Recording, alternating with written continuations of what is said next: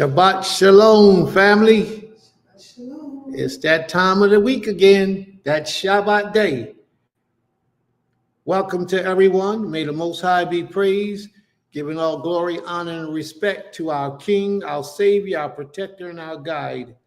He is the Master, and we're so grateful to be in His great assembly today. So we got a wonderful lesson prepared for all of us today. Wonderful, wonderful, wonderful lesson. Look at it. Look at the name of it. If thou wilt give me half thine house, I will not go in with thee. Won't leave the Creator no matter what. No matter what. May the Most High be praised. All right, family. So this is that portion where we like to give thanks to the Most High King for whatever you want to thank Him for. So if any of you would like to thank the Most High, now is the time to do so. Who would like to be first to give the Most High his praise, his respect, his honor, and his due? Who would like to be first?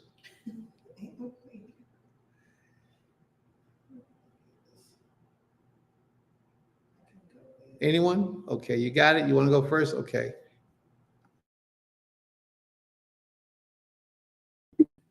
Shabbat Shalom, everyone. Shabbat Shalom, Likulam. I am thankful to the Creator for this beautiful Shabbat day. It's cold.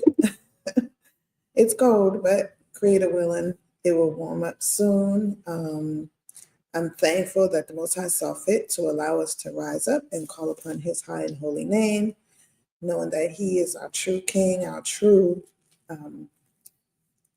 power. He is everything. So grateful to the Most High for that.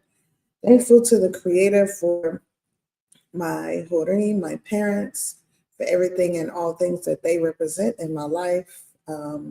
Thankful for the lessons, the blessings, the discipline that they placed in me and my siblings. Thankful for everything that we went through as children and the choices that they made to make us stronger, to make us resilient, and just the things that they did that helped to shape us and who we are today. I say that because I think about this walk of life as being a Torah observer, one who follows the law, statutes, and commandments of the Creator to the best of my ability. That it takes a discipline, it takes a will to want to do it. And it just takes a lot of just understanding and sacrifice in so many ways as well. And it also takes you have to stand for what you believe in no matter what. And so it takes a lot to do that.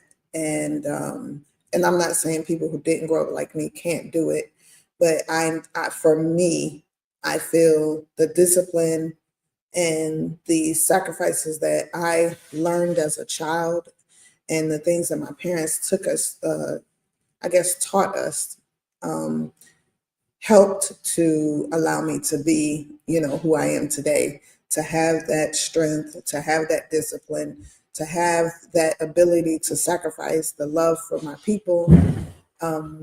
And so I'm just thankful for that when I think about, where I could be in this world and the things that could be happening in this world. I'm thankful for where the Most High has brought me to be at this time. Salakli.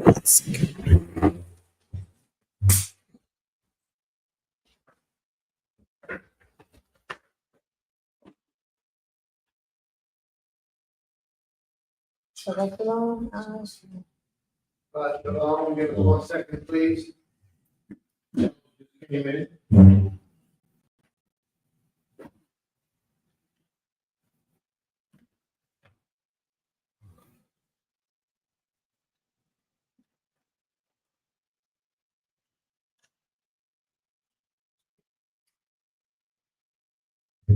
Right. May the Most High be praised. Torah. Right. All right. That was real short for us. I wasn't finished. You want to finish? Oh, please forgive me. You got it. So, so luckily, everyone, we had to stand for our elder.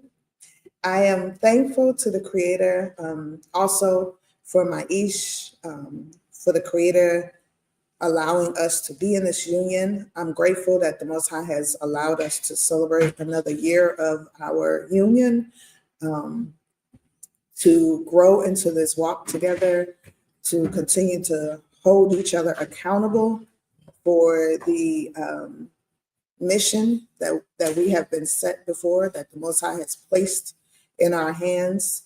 When I think about how the Most High does His work, you know, sometimes you don't understand why He may bring you through different avenues and, you know, just paths to get to where you are. But I'm thankful that the Most High has done so in this manner. I'm thankful for, like I said, this union, because it has allowed me to be the woman that, you know, I've desired to be for many years, in just life, period, in relationships and motherhood, because it takes a woman to have a strong man by her, you know, as her mate, for her to be able to be who she needs to be in this life, in so many ways. So I'm thankful that the Creator has allowed that to be. I am grateful that, you know, my Ish has been able to make it here, and we've been able to do the things we need to do to uplift not just ourselves, but our entire family, our community, our land, and just him being able to be here to be able to help me also with my during this time. You know, things with just the patterns of life is just something, you know, miraculous how the Most High makes everything to be. I'm also thankful to the Creator for my entire family. I'm thankful to the Creator for my children that came out of my womb. I'm thankful to the Creator for the children that did not come out of my womb, but that I have the just space and the graciousness to be able to be in their lives and to help to rear them in any way I can. I'm thankful to the Creator for my siblings. It's just been, you know, a blessing to have my siblings. You know, most people who know, if you have a lot of siblings or even just a sibling, you have your good times and you have your bad times. But I'm thankful that, you know, through all of everything that we've been through, we've been able to uphold one another and be strong and remain strong in who, you know, our parents taught us to be. I'm thankful to the Creator for my sister wife. I'm thankful to the Creator for my sisters in this walk, and my sisters that are not in this walk, but still, you know, we are still in a sisterhood together. So I'm just grateful for all of that. I'm grateful, like, you know, for this time that the Most High keeps extending with me, with my Abba, just watching all the differences, like this stage. And, you know, I hope y'all don't mind me sharing, but for me, it makes me feel a little better to be able to share this experience with y'all. But this stage in his journey is where, you know, he's kind of like at the stage where he's resting a lot more, even less. So it's like, you know, you're just watching and just learning different things, and I'm learning different things, and I'm also just learning and seeing the strong will of his mind. Even when his body is telling him, you know, that it's tired, his mind is like, I want to keep going, I want to keep going. And so to even see that strong will of his mind, you know, it's just a constant reminder of, you know, that it's about your mind. Your mind can actually carry you a long way at times. And then it's, like I said, it's humbling. I think I wrote a post about raising your elders, and it's a very humbling and honorable position to be in. Very humbling, because, you know, like they say, once a man or woman, twice a child, twice a baby.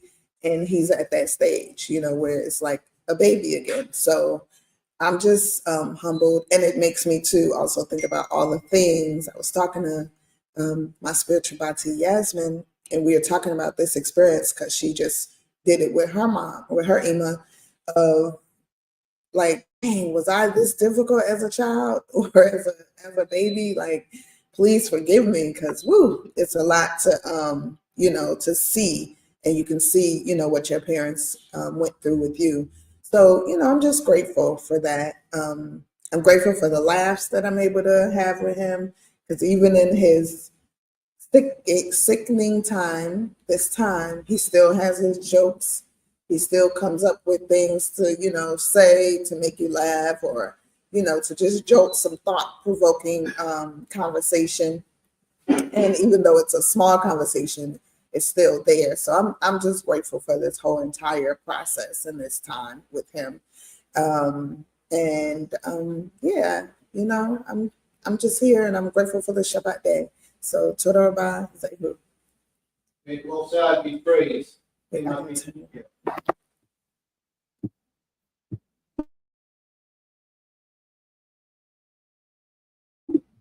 All right, so luckily everyone, I am going to read the thank yous. So from our switcher band Yahoo, it says Shabbat Shalom Mishpaka. I would like to take this time to give all honor, praises, and esteem to the Creator for ultimately bringing my family through a tough spirit testing month. And he says portions of his wisdom, knowledge, and understanding, and as always, his mercy. I thank the Creator for great health, for life itself, for allowing us to wake another Shabbat to glorify his name. Sorry, I gotta scroll up. I thank Abba Yah for hearing my prayers and for blessing my Isha's womb, allowing us to have another child, especially after losing our last child. And I thank him now in advance for a healthy pregnancy. And he said, I'm just in a place of gratitude. Zehu, congratulations again. So thankful for life, new life coming. It's a blessing. Toda Rabah. Chief Malak says, I'm thankful to the Creator for the constant build in his laws and for the patience I have concerning his laws. Baruch Shemo. And then Ames Sukari says, very thankful to enjoy another year of life, still learning how to move through positively, understanding how even the negative times teach me as well. Toda. So Baruch Hashem and Yom Huledet Samayat to our Ima Sukari. Thankful for her life as well as an elder and as an advisor in our lives. So that's it, Abba. All right.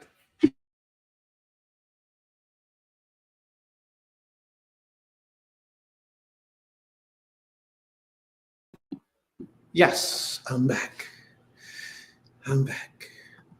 May the Most High be praised. Toda Rabah. Toda Rabah. Shabbat Shalom. Shabbat Shalom. Shabbat Shalom, Mekulam. Did I hear correctly? That was Brother Yahu's family that was expecting? Did you hear me? Yes, absolutely. Oh my goodness. Yay! Congratulations. Oh my gosh. That's so exciting. All these babies. Ain't nothing The wrong with land that. is being blessed. That's how you build a nation. Yep, that's correct. The land is being blessed. I love to see it. Oh my goodness! Congratulations to Brother Yahoo and my sister Uzziah. Oh my goodness, that's lovely. I love that. Can't wait for all the festivities. Shabbat Shalom family, Lekulam Mishpaka. I am just grateful, honestly, to be on a break. I am grateful for rest. I'm grateful for a break from work. I'm grateful that the Most High saw fit to bring me, my family, um, everyone throughout this week, and just keeping me and giving me the energy to do what I needed to do at work and just to make it home and continue to do what I needed to do for our son here, taking care of him and just doing all the things I need to do at home to keep things going. I appreciate the Most High. I'm thankful for him and just the covering over my life, his covering, his spiritual covering, and my physical covering, my husband, my Abba. I'm thankful for him and all things that he does for our household. I'm thankful for him just being who he is, so that way we can be a team and just do this life thing together. Total Rabah for him and his life. Total Rabah to my sister wife, her being us a part of our lives as well, all of us together. I'm thankful for my family up in Ohio, my family here in Philly, family there in Georgia. I'm thankful to have family everywhere so that I may call on those who I need to call on. I love the fact that I can do that simply because that should not be taken for granted either. And yeah, I'm just thankful to be here up and accounted for and having the ability to talk and sing praises, to have all my senses, to just be here in the land of the living. I am thankful. Toda Most High, Toda Most High, Baruch Hashem, Toda Most High. Do you want to say anything? You say Shabbat Shalom? He's smiling. Shalom. Shabbat Shalom. May the Most High be praised. Toda Rabah. All right. Anyone else? I'm sorry. Say it again. Oh, Brother Asa. Oh, Brother Asa in the background now, huh? You can read it.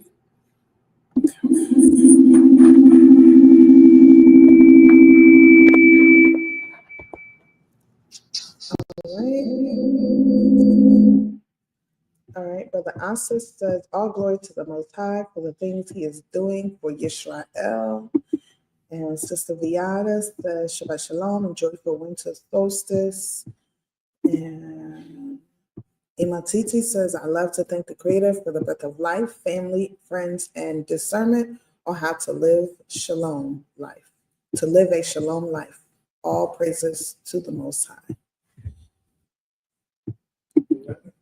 Mm-hmm. All right. May the Most High be praised. May the Most High be praised. Toda Rabah. All right, family. Anyone else want to thank the Most High for anything special before we get started? We got a wonderful class in store today. Go out and invite all your friends, everybody you know. And another thing is we ain't got but 700 likes and we got like 1,700 people. Come on now. What's up with these likes, y'all? We got to get these likes going. We got to get the likes going. So let me give you a secret so people don't know. A lot of people probably not know this. If you like, we don't know who you are. Some people might say, if I like it, they're going to know I'm here and I'm watching. No, we don't know who you are if you like. It just helps the ratings and the algorithm and things of that nature for more people to have exposure to the lesson. That's all it does. Now, if you share, well, actually, we don't even get to see the share unless we are on your social media page or wherever you share it to. But you can share, you can like, and we'll never know that you did such a thing. We'll never know that you were the individual that did that. So please, family, build it up. Help it get where it got to go out to the world. And the only way it's going to get there is if you share, like, and subscribe. Now, we will see that you subscribed. Yeah, now that we will see because the thing lets us know who the person is that subscribed. Just ring the bell so you get the notifications every time we go live. You get the notifications. Come on, y'all, let's do this. Let's do this. We got to do this big for our people. And I do feel that change still coming. That change is still in the works, y'all. That change I talked to y'all about last Shabbat is still in the works. I feel the energy in the earth. The Most High has put a divine presence in the earth that's causing greatness to come about. People changing, their lives are shifting. They're getting creative. They're doing things that they've never done. They're getting that energy behind them. They're getting the confidence to move forward. Listen, the Most High is making some great things take place today. And I'm thankful to be in the land of the living, here to serve you as the Most High is doing his mighty works.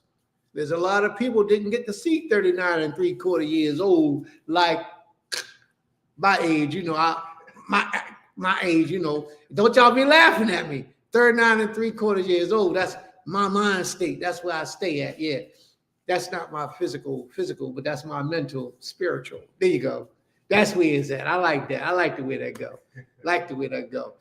Yes. May the Most High be praised. Shabbat Shalom. Anyone else want to thank the Most High? I'm telling y'all, today's lesson is going to be, you better get your tissues out to wipe your eyes. Today's lesson is going to have your mind really, really contemplating and thinking about life. I mean, your decisions that you make, the opportunities that you take advantage of, the things you do in life. Today's lesson is going to rock your world. I promise you, it's going to be one of them lessons. And if you got anybody you know that's having a depressed life or not so sure about where they're going to go for their future, today's lesson will be good for them to listen to. As if all of our lessons, all of them are, but today will be even better.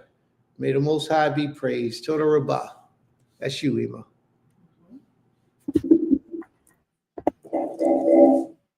Shabbat Shalom. Coach Saadia says, Shabbat Shalom. I am grateful to the Creator for all things revealed, for forgiveness, and for being able to strive for righteousness, tier after tier. All right. May the Most High be praised. All right. Did she tell y'all that this was our anniversary week? Did she tell y'all that? I don't know if she told y'all that. Did you tell them this was our anniversary week? Did you show off a little bit and tell them, hey, yay? How many years has that been now? 6 years? Oh, wow. I thought it was 7, but it is what it is. 6 years. Ooh, boy, 6 long years. No, it went past real fast. It flew by. It said, phew. I looked around the corner. It was so, boy, man, it's a whole lot I could talk about them 6 years. We'll do that another time. May the Most High be praised. All right, family. Anyone else want to thank the Most High? Sulika, I didn't see Ab on when I was doing my thing. So shalom, Ab. Shalom. See the respect you get around here, Abba? He said shalom. She said it was on Facebook. Sister Saadia said it was on Facebook. Sister TT said happy anniversary to you both. Okay. All right. So anyone else want to thank the Most High before we continue? You got that? All right. There you go.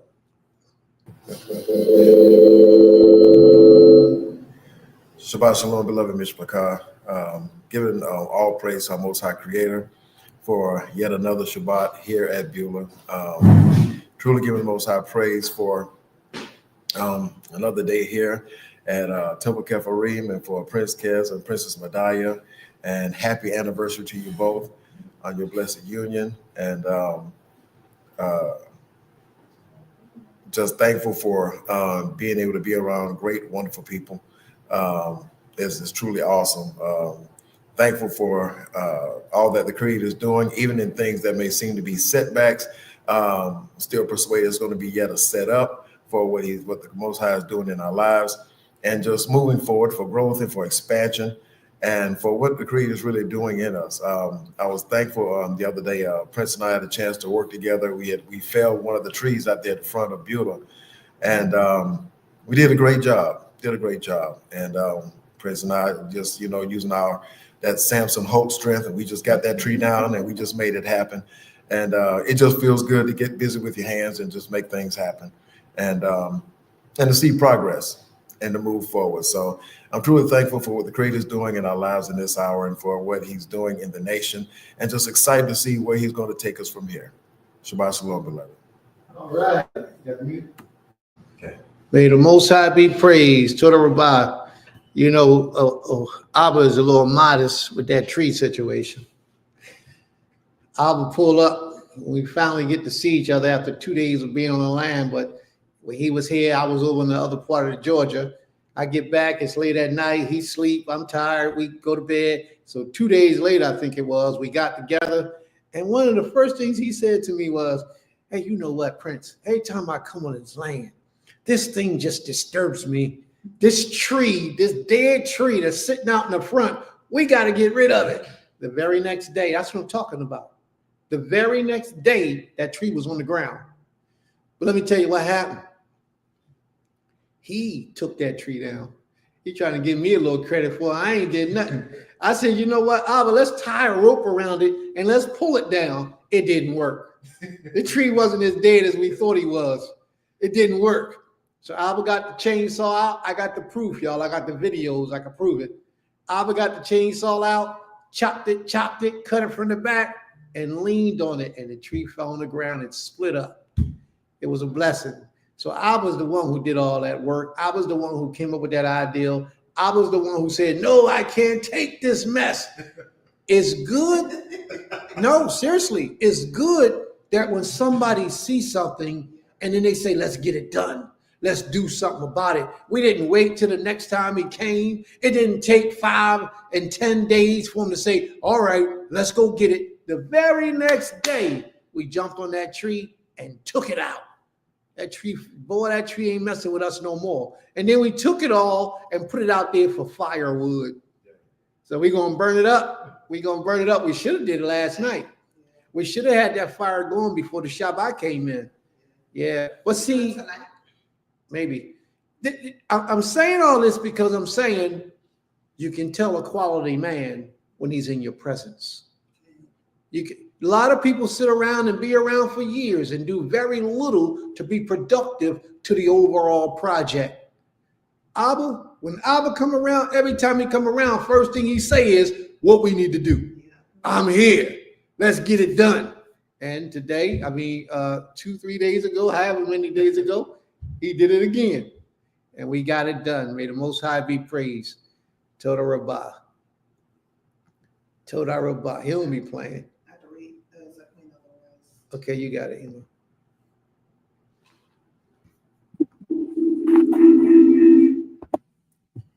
All right, Zaquina Laurel sent me her thank you through text, so I'm going to read it.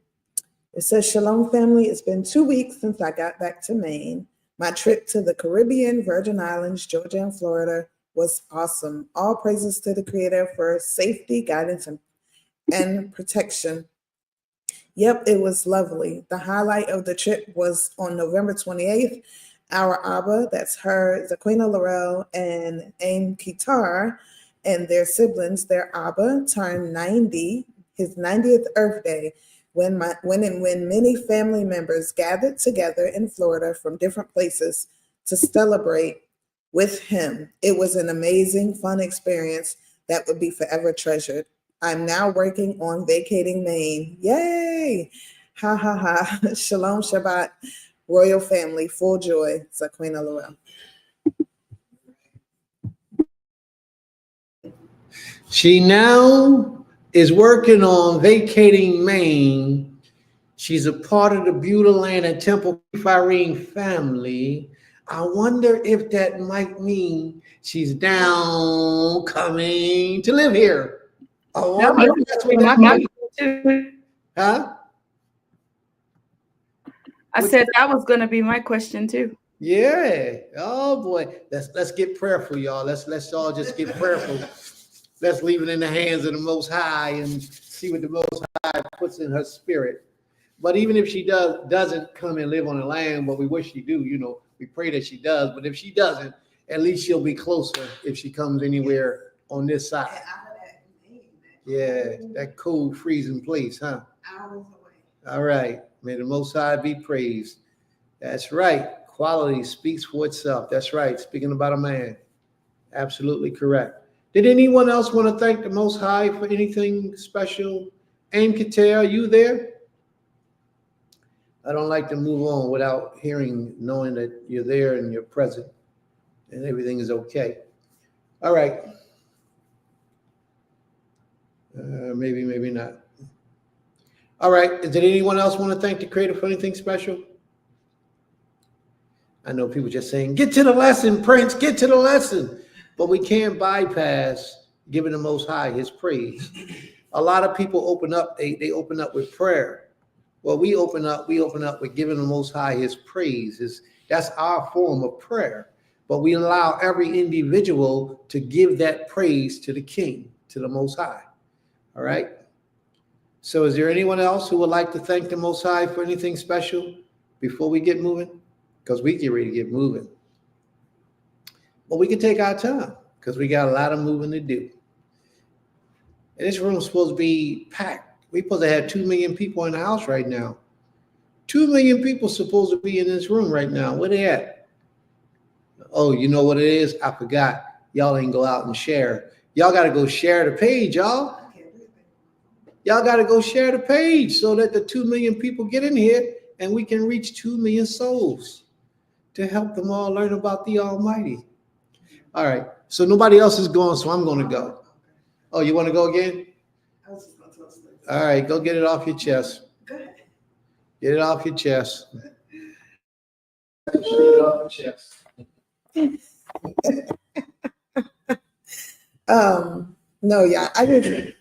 So the Most High is amazing. I just want to say, my father, I don't know, many of you may know, but my father has been a musician since he was 12 years old. He's been playing the saxophone. And so my father has been living in Belize in America, like on and off for the last maybe 15 years. And my brother, one of my older brothers, had a customized tenor saxophone made for my father when he was 50 years old. That was like a gift to him. And so during this time, we've been talking about all the things, all of my dad's assets, all the different things that we need to make sure we have possession of. And right before me and my siblings had this conversation, our own conversation, my father told me that his horn is in Belize, and he told me that a young brother has possession of his horn that he allowed to use. And so everything happens in the Most High's way. My father told me that, and then a few days later, my brother is like, "Hey, where's Pop's sax?" And I was like, "Oh, well, one of them is here with me, the original one that he's had for about maybe 50 something years, and then the one that was made for him is in Belize." And he was telling us, he told me who had it and everything. So my brother was like, "Okay, well, can you reach out to him, because we need the sax. I want to do something special, for Pop before, he leaves this earth." So I reached out to the young brother who has it. We had a conversation. It was good. He was like, "Oh yeah, I got it fixed. I got some things done to it."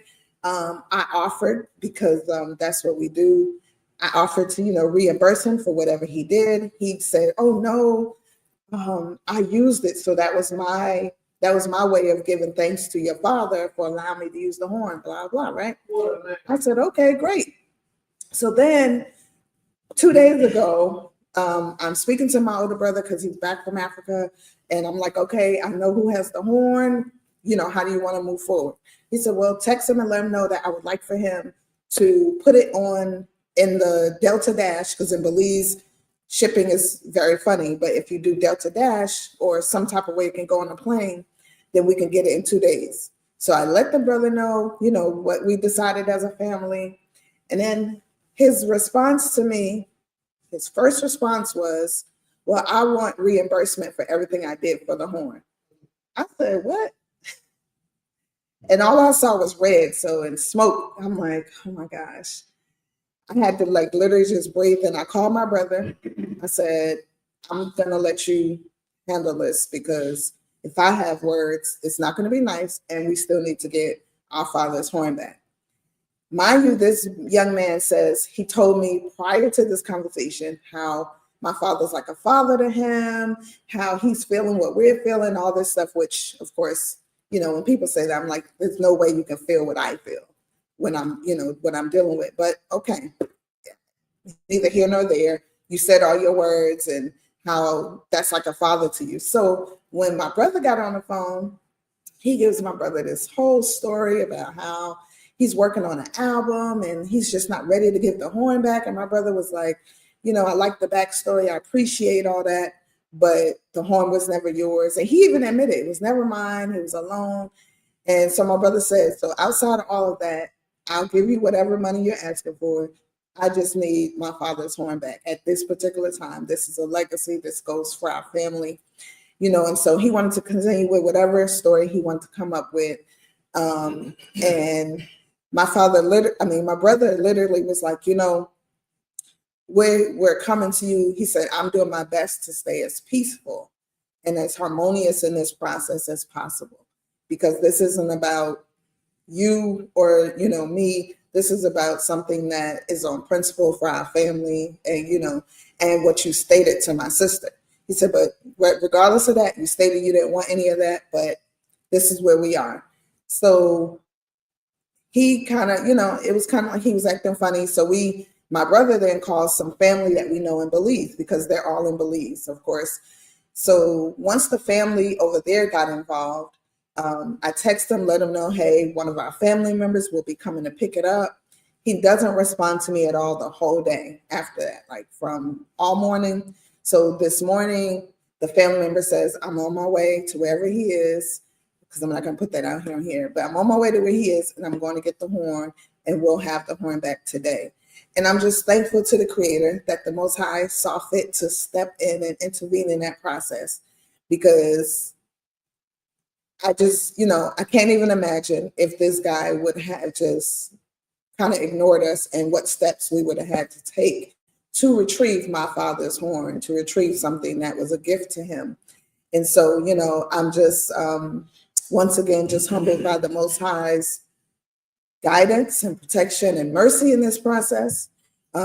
His guidance for us and protection for us, and his mercy for that young man, because, this is when you give your word to something, and, I'm saying this because he gave me his word about something, but then he went back on it when, we asked for my father's possessions back.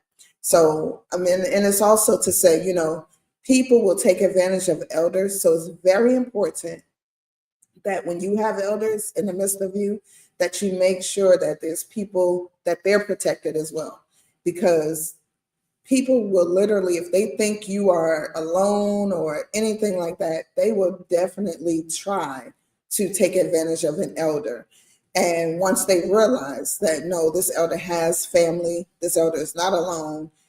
And a lot of times they know it, but they don't see you, so they don't think anything of it. And so I'm just thankful that the Most High, saw fit, because I could tell y'all, I saw red. Smoke was coming out my ears, because I was really just getting angry at the point of him going back on his word, and then just the idea that my father's possessions wouldn't be with us, something so sacred. So I just had to share that, because I think it's important, and I think a lot of us, some of us may go through that, when you have your elders who love a lot of people, but people still, even in their good intention, they still take advantage, of the elder. So, be mindful of your elders, protect them, and make sure that people understand that they have people behind them and to support them. So, say who. All right. May the Most High be praised. May the Most High be praised. Aim Kater said, yeah, let me mute. You're going to.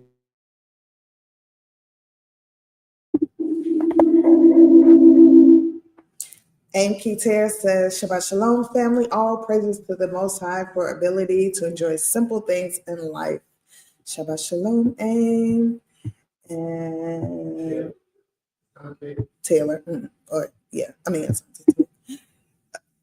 Shabbat Shalom from Azante Tariq. Ben Azante. Tariq says, Shabbat Shalom, family. Today we are thankful for life, traveling mercies, and family, his guidance and protection in my life. Right. May the Most High be praised. Toda Rabbah. Oh, okay. Hold on one second. All right. And also he says, and also thankful to be used as a vessel to help others in the world find a sense of peace and belonging in life. Hey. That's powerful. That last little portion you mentioned, that's powerful. That's the whole purpose of man. To be thankful, to be used as a vessel to help others in the world, find a sense of peace and belonging. That's what the Most High speaks about when he said taking people out of the prison houses. When people are confused in their mind, they're going through hard times, and struggling, and they don't know where to turn, what to do, and for you to step in and help somebody get out of that situation or bring them back to the reality or realness, it's a beautiful thing. Beautiful thing. So you're doing your job, man. Keep doing what you're doing. May the Most High be praised. All right. Anyone else? All right. Then it's my turn. No one else. If no one else goes, then it's my turn. I'm thankful to the Most High for so many things. Also for all of you. All of you have been a great treasure. Everyone that I've had in my life to help me to learn, to build, and to become who I am today. You know, you might think that you're insignificant, but you actually teach me a lot in life just by the way you deal with me and others in your life. I get to see the real you, who you are, and how to respond, so that in the future, when I meet other people, I know how to relate to those people. You know, you got to be careful how you deal with people. People don't take concerns of things as the same. Everybody has that same vested interest in things. So when you meet certain people, you watch their character, you watch their personality, and it will help you to recognize the real people, the benefit and the blessings of others when they come into your circle. But even in that process, you got to be good to all life. And that's the strange thing. But I thank the Creator for all of you, you know, and I thank the Creator for the opportunity to be here today to speak to you all on this platform. Now, the other day, I couldn't wait to get here to talk about this, but I was driving. I left the house here in Sparta around 6:30 in the morning the other day to ride from Sparta to Stone Mountain. And if any of y'all are friends on my Facebook page, you'll see where I caught that raccoon and that possum. That's what I was going there to check the cages, because I set the cages off. So now, one particular day, I left. It was real early in the morning. And as a normal, when it's early in the morning, there's fog on the ground. But the more you ride and the daylight come out, the fog dissipates. But for some strange reason, this fog didn't go nowhere. This fog stayed around the entire day and part of the next day. I've never seen fog like this ever in my life. It was a strange fog. And then while I'm sitting there with the possum in the cage, I'm standing outside of my car, seeing if he leaves the cage. And I saw a mist coming. Either somebody was haunting me or something going on in the air. I saw a mist actually coming slowly over the area where the raccoon, the possum was, and past my car. I rolled the windows up, sat in the car, because I didn't know what it was. They might be spraying them chemicals. Let me tell you something. Something in the atmosphere is going on, and I don't know what it is. I haven't been able to zone in on it, you know, to figure it out, but I think they're doing what they're doing at night. Whatever it is that they're trying to bring about or bring into this realm is taking place at night. And that particular day, I'm 39 3/4 years old. I seen a lot of fog. You know, I seen a lot of fog going on, but I've never, ever seen a fog like this. It was so bad. I was driving up the highway and this side was foggy. About 20 feet was the sun was shining about 20 feet. And on the next side of that sun, it was foggy again. I've never seen anything like that in my life, ever. This was the first time I ever seen anything. So family, be aware of what's going on in the atmosphere and what's going on in the heavens. So I'm thanking the Creator for allowing me to experience that. I pray that it wasn't nothing to my demise, because, you know, sometimes they do things to you and you don't get the effects of it till years later. But I'm thankful that I got to see it. He's been showing me things pertaining to life today that's different. So I thank the Most High for allowing me to awaken to the beautiful country air, freezing country air, the soft soil, the freeze wells. Actually, it's not soft right now. It's hard as a rock because it's cold outside. But I'm grateful, man. I really am. I'm thankful. And to experience these things is a pleasure because a lot of people don't get to experience what we've been experiencing for the last 2 years now. Well, actually 4 years. It's a blessing. And may the Most High be praised. Living on some land, breathing fresh air. And when we went outside the other night, we looked in the sky, the stars were so rich. They were right, they looked like you could just pluck them out the sky. They were so rich and thick, and the atmosphere was real black, and the lights all over it was the stars. It was just so pretty, so beautiful. And I'm thankful and grateful. So we're making a lot of moves in life, family. We're changing up a lot of things. We're doing a lot of things different. So the person you used to know yesterday might not exist tomorrow. He'll be here physically, but his spirit has accelerated to another place. And it's going to all collaborate together to bring about greatness, and not just for him or me, but for us all as a people. So walk with me, family, because I'm on my way. I'm getting some things done. I'm making some things happen, unlike before. And if you know me from the past, this tomorrow is going to be nothing like what the past was like. We did a lot of things in the past, up until recent, but now what we are about to do, what the Creator got us expanding out right now to do, is unlike you've ever seen within me, within us before. So, now is the time to get on board and do what you got to do so you can enjoy that blessing from the Almighty on high. May the Most High be praised. All right. What'd she say? My wife said, a while back I saw a video on someone recording the sky, and there was a spinning circle with an opening in the inside, almost like something was to come through it. I didn't save the video, but it was creepy. Okay. I'm scared to elaborate on what I see on the internet because people do all types of things. They create things and it don't be real. It's hard. But if somebody I know is a real person shared a video, then I would believe that a lot easier. But people I don't know, people, yeah, they do some stuff. It's hard to tell what's real today when you. They'll make you think you see you. Yeah. So I think we about ready for that lesson. Ain't we ready, y'all? Anybody else need to thank the Creator before we get started? All right, let me see how much juice I got in my battery. Oh, battery almost full. Yes. I'm sorry. Please forgive me. Well, what you want the mic for? What you was just talking? What? Come on now. Once we go, we going. All right. She's getting bashful now. All right. So let's get started. Let's get ready to rumble. What time is it? Like 11:30? Oh, we getting started early today.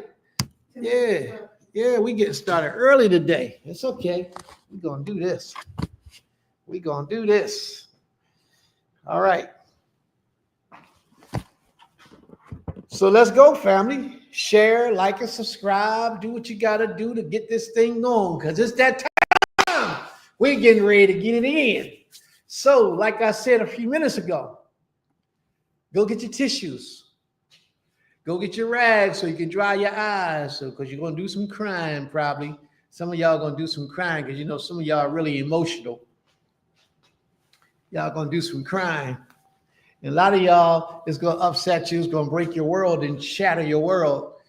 And it's going to get you in a place where you might, y'all see my little thing sparkling. Look at my guard sparkling. This is new. I come in my camper the other day, and this is just hanging up. Look at that glitter. Look at that, y'all. Look at it, all in the bracelets in the arms and all that type of stuff. I don't know who did it though. Somebody special did it and said happy anniversary. This is how she do me. Give me an anniversary gift. Something I can thank the Creator and ain't that nice? Yeah. Toda Rabah. All right. Oh, thank you so very much. Oh, my wife told me to tell y'all.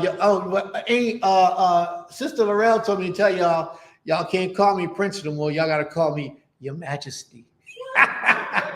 Y'all got to call me Your Majesty now. So she elevated me. She said, call me Your Majesty. And now she got my wife walking around talking about Your Majesty. So I ain't got no problem with it. I ain't got no problem with it. Oh, Brother Asa. All right. Brother Asa. Brother Asa said, I ain't going to leave you, Prince. We got you, Prince. Let's get it going.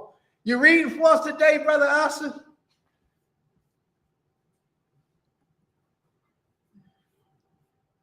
You got your mic off. Brother Asa, if you're talking, I can't hear you.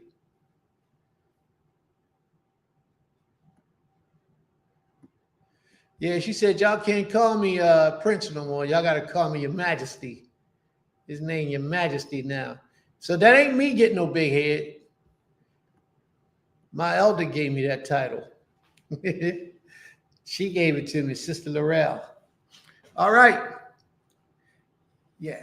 Your Majesty, Your Majesty. Yes. Yes. How can I be of service?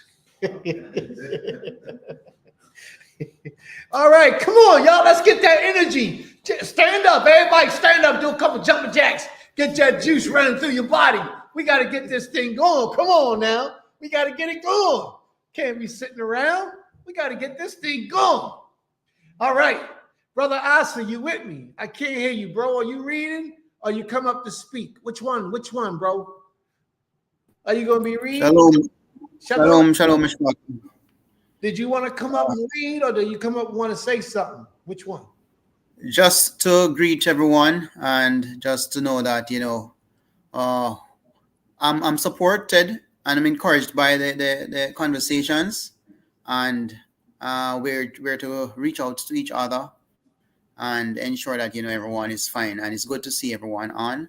To the elder, to the prince, and to the princess, everyone who joins, I say share, because it's a great news that we have to spread to the world. And as Israel, we must be the light. So let us do what we have to do to ensure that righteousness spreads, beyond, every place that we actually go through. Yeah. All right. May the Most High be praised.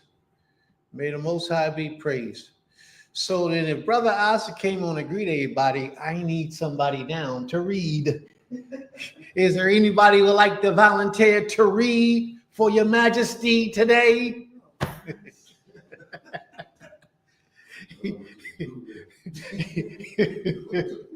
Is there anybody like to read? We need a reader for the love of the Most High. Yes, I'll read for Israel. All right, bro, my man. So what you can do, I'll let you know when we're ready, but you can grab 1 Kings chapter 13. 1 Kings chapter 13. But I'll let you know when we're ready to start reading. All right, now I'm going to let y'all know we ain't got no time to be playing. Let me turn this light off in the background. Oh, if I turn that, then I'm going to turn all of them off. Do I need to turn the light off in the background? Can you see? Yeah, I can see. It's in the way? It's not in the way? All right. We good? Huh? Yeah. No, don't. No. Yeah, I didn't wire it that way. I should have wired it that way. My bad. I apologize. So here we go. Here we go. I know y'all. Let's just kicking. Where this brother going at with this lesson today? All right. If thou will give me half thine house, I will not go with thee.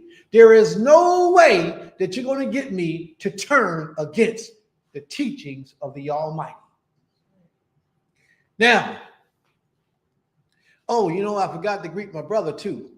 My brother, I seen my brother come up in the room. Mr. Otter, Shabbat Shalom, Mr. Otter. My apologies, bro. I did see you come up in the room. Somebody else was speaking and I didn't give you your props, so please forgive me.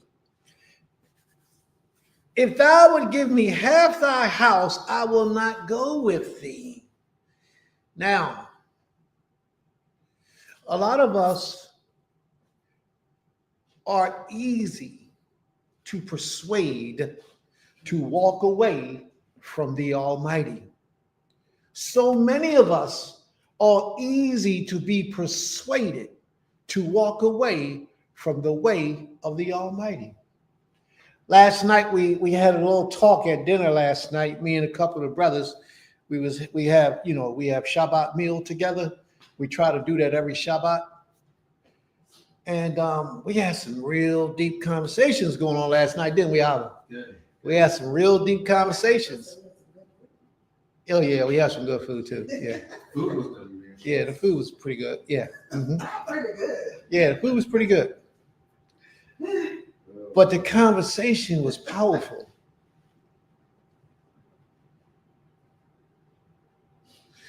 We spoke about one of the topics that we spoke about is actually a topic that ties in with today's lesson.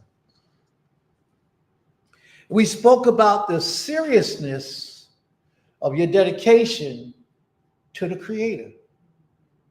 Let me give you an example, and because this lesson is designed to go into infiltrate your mind. It's designed that way, and it's intentional. I told a story about a young man I know that's a Muslim. And this Muslim that I know, his life is really, really a very difficult life right now. He's going through times of poverty. He's going through a forced time of celibacy because he's celibate and not by choice. He's celibate because he remains loyal and dedicated to what he believes to be the right way for a man to live. He's Muslim.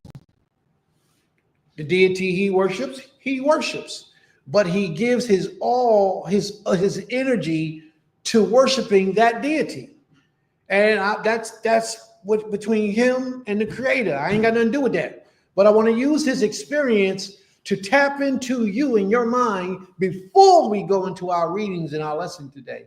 Because this whole lesson, it's like 3 pages long. I know we're not going to get through all 3 pages, but the lesson is deep. I'm supposed to be sharing that, right? I'll share it in a minute. Now, he's suffering. Somebody on the outside looking in, sometimes this man goes through hard times in his mind where he tells me that he loses his mind. Oftentimes, that's how severe the pressure is upon his life. Real severe. And it's been going on for a duration of years, like 10, 15 years. It's been getting worse and worse and worse. And now it's at a point right now where it's real bad. It's real bad in his life. Now, somebody on the outside that is not Muslim, that might be practicing a different lifestyle, will look at this young man and say, your life is so bad because you're serving the wrong God, is what they'll say. You're not worshiping the right God. Therefore, your life is going the way that it is. Well, this young man, he says his power or his God is testing him. But he refuses to fall like so many people before who have fallen short for the desires and the pleasures of this world. He says he'll have his in the afterlife. So therefore, he voluntarily suffers. He don't like it. It's a miserable life. He can't wait to get away from it. He feel like he's going to break any day. But he's willing to voluntarily suffer in this life for the things he understands is required by his power to serve him. Somebody outside of that be saying, yo, bro, you might as well just, like Job's wife. Job said, curse Elohim and die. So a lot of people say to him, yo, brother, you might as well just walk away from the Muslim world or Islamic faith. Leave it alone. Find Christianity. Find Christ. Find the Lord. They'll say things like that to deter him and turn him in a different direction. And in your mind, by you being a Hebrew Israelite,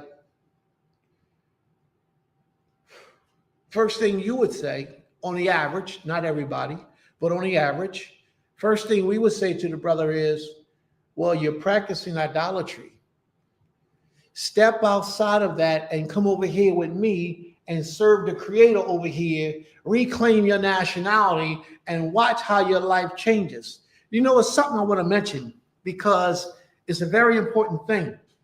In the book of Jeremiah, I believe it was chapter 40, 44, we worshiped the Queen of Heaven. And during the reign, while we worshiped the Queen of Heaven, life was so sweet for us until the Most High got angry with us for practicing idolatry, and he brought his wrath down upon us. And then we turned and say, well, why should we turn back and worship the Creator? Because our life is going great while we're worshiping the Queen of Heaven. That's what we said. I believe that's Jeremiah. It's either Isaiah or Jeremiah 40, 44, so in that area, the Queen of Heaven. Israel was enjoying the lavish lifestyle of the world. Therefore, we didn't want to worship the Almighty because that deity, the Queen of Heaven, Semiramis, that we were worshiping, Tammuz, the mother of Tammuz, because we were worshiping that deity, we felt like we had everything we needed. We had cars, we had houses, we had boats, we had everything. So someone would think that he should walk away from his faith, grab a toe to what we believe, because our life is so much better. But the faith that that young man has in his way of life is unmatched by so many in Israel today. It's unmatched because a lot of people in Israel today, that statement, if thou will give me half thy house, I will not go with thee. You can only give them a quarter of your house and they'll go with you. Because a lot of us today are not really solidified in this way of life with this king. But we become so comfortable in it that this is where we reside. Therefore, we step outside of this life with the Almighty at our own leisure, to our own benefit, and we play with the Creator. And Israel has been doing that with the Almighty for a very long time. So now let's say you are one of those who are devout to the Creator, and that this statement is true about you. If you give me half your house, I will not go with you and walk away from the Almighty. Let's say that's where you are. And let's say you're that serious with the Most High. Now, when the Most High flipped the script, and now your life is no longer pleasurable, you're living a worse life than that Muslim brother I was telling you about. You're living a worse life than him. And it goes on, let's just say 5 years. And somebody of the Catholic faith come to you and say, hey, brother, I don't know why you worshiping that God you're worshiping. Why are you worshiping that God you're worshiping? What you should be doing is over here practicing the Catholicism with me. They can say that about you. But will you have the determination that the Muslim brother had and not let go of the Almighty and hold on to the principles that you understand are right, exact, no matter what type of life you're living? Most of Israel will not do it. Most of us fall short because we believe that the Most High can't give us the misery and the suffering of Job.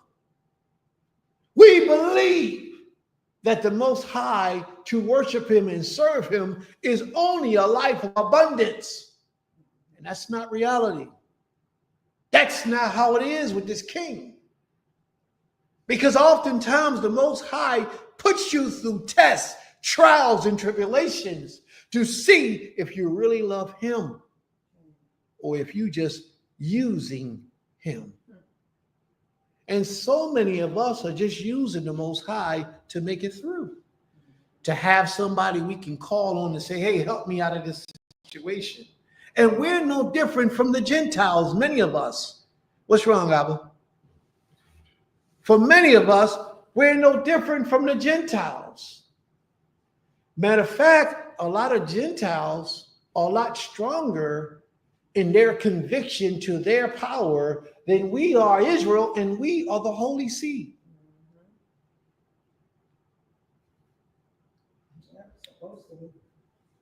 Eternal Father, Creator, I pray that you will guide my mind, my spirit, my body, my language, and my speech as I approach into your people. May the Most High be praised from everlasting to everlasting. Eternal power, Father, please forgive the many sins of your people, Yisrael, and raise us up mentally, physically, financially, and spiritually. And please, Father, remove us from this land and take us home where we belong. May the Most High be praised.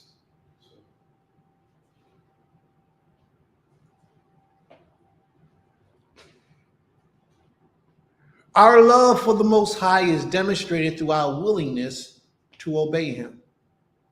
And a lot of us don't understand that. Our love for the Most High is demonstrated through our willingness to obey him. A lot of us believe that our life just has to be pleasuristic, full of joy, happiness, and good times. Show me that in the Torah, where it says that that's the only life you're going to live. Because you're not. Sometimes you will be tempted, tested, challenged by the Creator to see if you're worthy of the next level of advancement that he wants to take you to. Now, who knows how long your test will come and be and reside within you? Who knows how long the duration of that struggle is going to be for? No one, not even you. And one of the difficult things is recognizing when your test comes. See, that Muslim brother, for the last 10 years, he have accepted that he's being tested by his power. How long will it take for you to be tested by the Almighty before you decide some other power is better than the Almighty? And you leave the faith and walk away from the faith and talk and start and begin to adapt a whole totally different lifestyle. All to find out that it's not the deity that you're serving, it's the principles that you hold in your life that's causing the problems to take place in your life. A lot of the situations and decisions you make, being the type of person that you are, causes a lot of problems and issues in your lifestyle. You don't understand how it affects your life because you can't see that far ahead. But let's deal with when the Most High does bring down his calamity upon us. There come times in our lives when we are tested by the Father. No man knows the hour nor the minute. But while in the midst of the test, a wise man or a wise woman oftentimes will recognize that it is a test.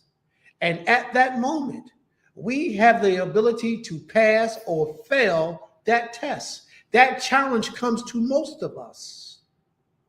If we pass the test, well, we move on to the next level of service to the Father. But if we fail, it could mean more suffering or even our very deaths.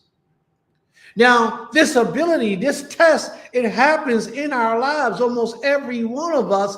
It's this struggling, this suffering, this misery, this pain that we've been enduring for so long. And we don't understand why. A lot of times it's because the Almighty is testing you to see if you're worthy of what he has in store for you. And if you can but withstand the pressures of time, and if you can make it through that test, that struggle, that hardship, that pain, that suffering, if you can make it through, the rewards on the other end is a whole lot more greater than you could have ever imagined. Job is a prime example of what I'm talking about. Anybody know how long Job suffered in his misery? I don't know how long it was. I believe it was like 3 years. But Job suffered in his misery for a long time. Didn't understand why. Didn't know why. He lived a good life. He wasn't a sinful person. But everybody accused, well, got to be something wrong. You have to have done something wrong, Job. You can't be perfect. Let me tell you today, family, a lot of people can be perfect. And a lot of times when the Most High brings down his wrath upon you, it's not always to correct you from what you did wrong. Sometimes it's to challenge you to make you better. It's all about how you see when the Most High deals with you. A lot of people can't see that. We think that everything is supposed to be smooth for us throughout the duration of our lives. Everything is supposed to be sweet and adorable. Sometimes somebody will look at your life and say, man, I would never want to live that life. But you are faithful to the Almighty. You're not just serving the Creator for the rewards.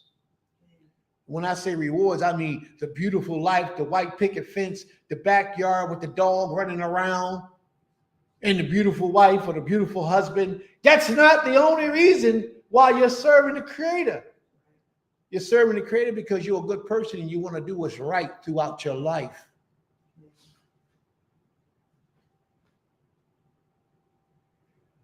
Our love for the Most High is demonstrated through our willingness to obey him. Do y'all hear what I'm saying? Our love for the Most High is demonstrated through our willingness to obey him, no matter what you think, no matter what you feel. And I know that your thoughts and your emotions will be a strong test for you through the challenges of life. But you are supposed to remain loyal to this king no matter what and no other. That's what we don't understand. Our challenge comes in different ways at different times to different souls. You know, I wrote a book a long time ago. I was sharing with the family last night a portion of what I'm saying right now. I ain't going to go as deep and tell y'all all the stuff I told them because that was like personal stuff. But I'm going to tell you a little bit. I wrote a book a long time ago. And in this book that I wrote all the contradictions of the Torah, of the Tanakh. And there's a lot of contradictions. There's a lot of contradictions in the Tanakh. For an average person, they would see these things and use that as an excuse or a scapegoat to walk away from the Almighty and say, this ain't real, this ain't right. But you know what I couldn't do? Know why I couldn't do it? I couldn't walk away from the Most High because of the evidence that I saw in my life. The personal evidence that I saw in my life is what kept me grounded. And no matter what I went through, no matter what I suffered, no matter my time in jail or my time of poverty or being on the streets, no matter, no women, no nothing, no matter what happened, the evidence in my life was too powerful and too great for me to say, this can't be real. This is a fairy tale. This is something that's made up. No, because the Most High himself will give me dreams, will give me visions, will cause my life to expand at certain times upon command and asking of him.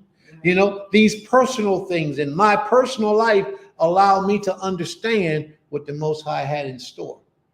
Now, I couldn't see it all out. I didn't know I would meet y'all and be sitting here and talking to y'all on this day. I didn't know that type of stuff. But the goodness of the Most High is what kept me alive and kept me moving, kept me motivated on the promise that he made to our forefathers so many years ago. But see, the problem is a lot of us think that life is supposed to be so sweet for us all the time. There will be no suffering. There will be no heartache. There will be no pain. Nobody will feel. Yirmiyahu was one of the greatest prophets of the Almighty. He was one of the greatest prophets. We still talk about him today.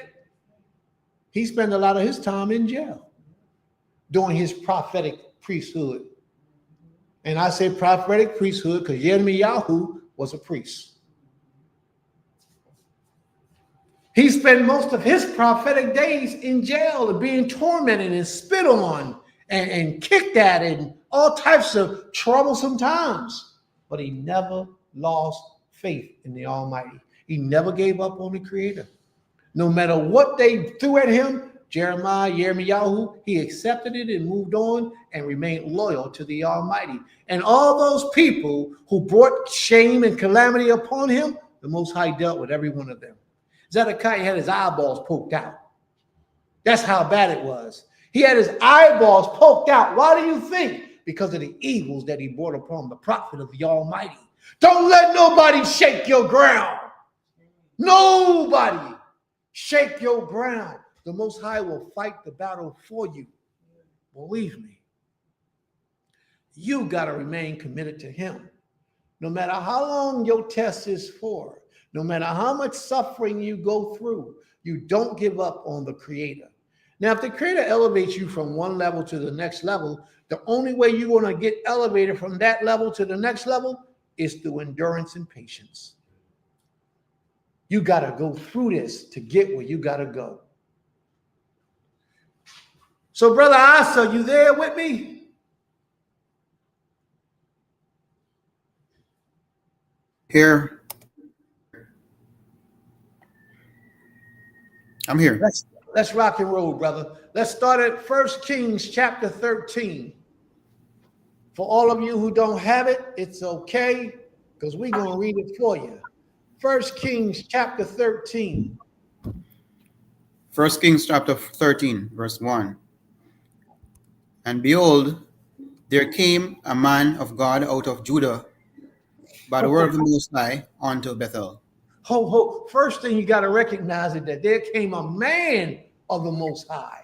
How many of us today can honestly say that we are men of the Most High? So this man was fully dressed in the confidence that the Most High was with him.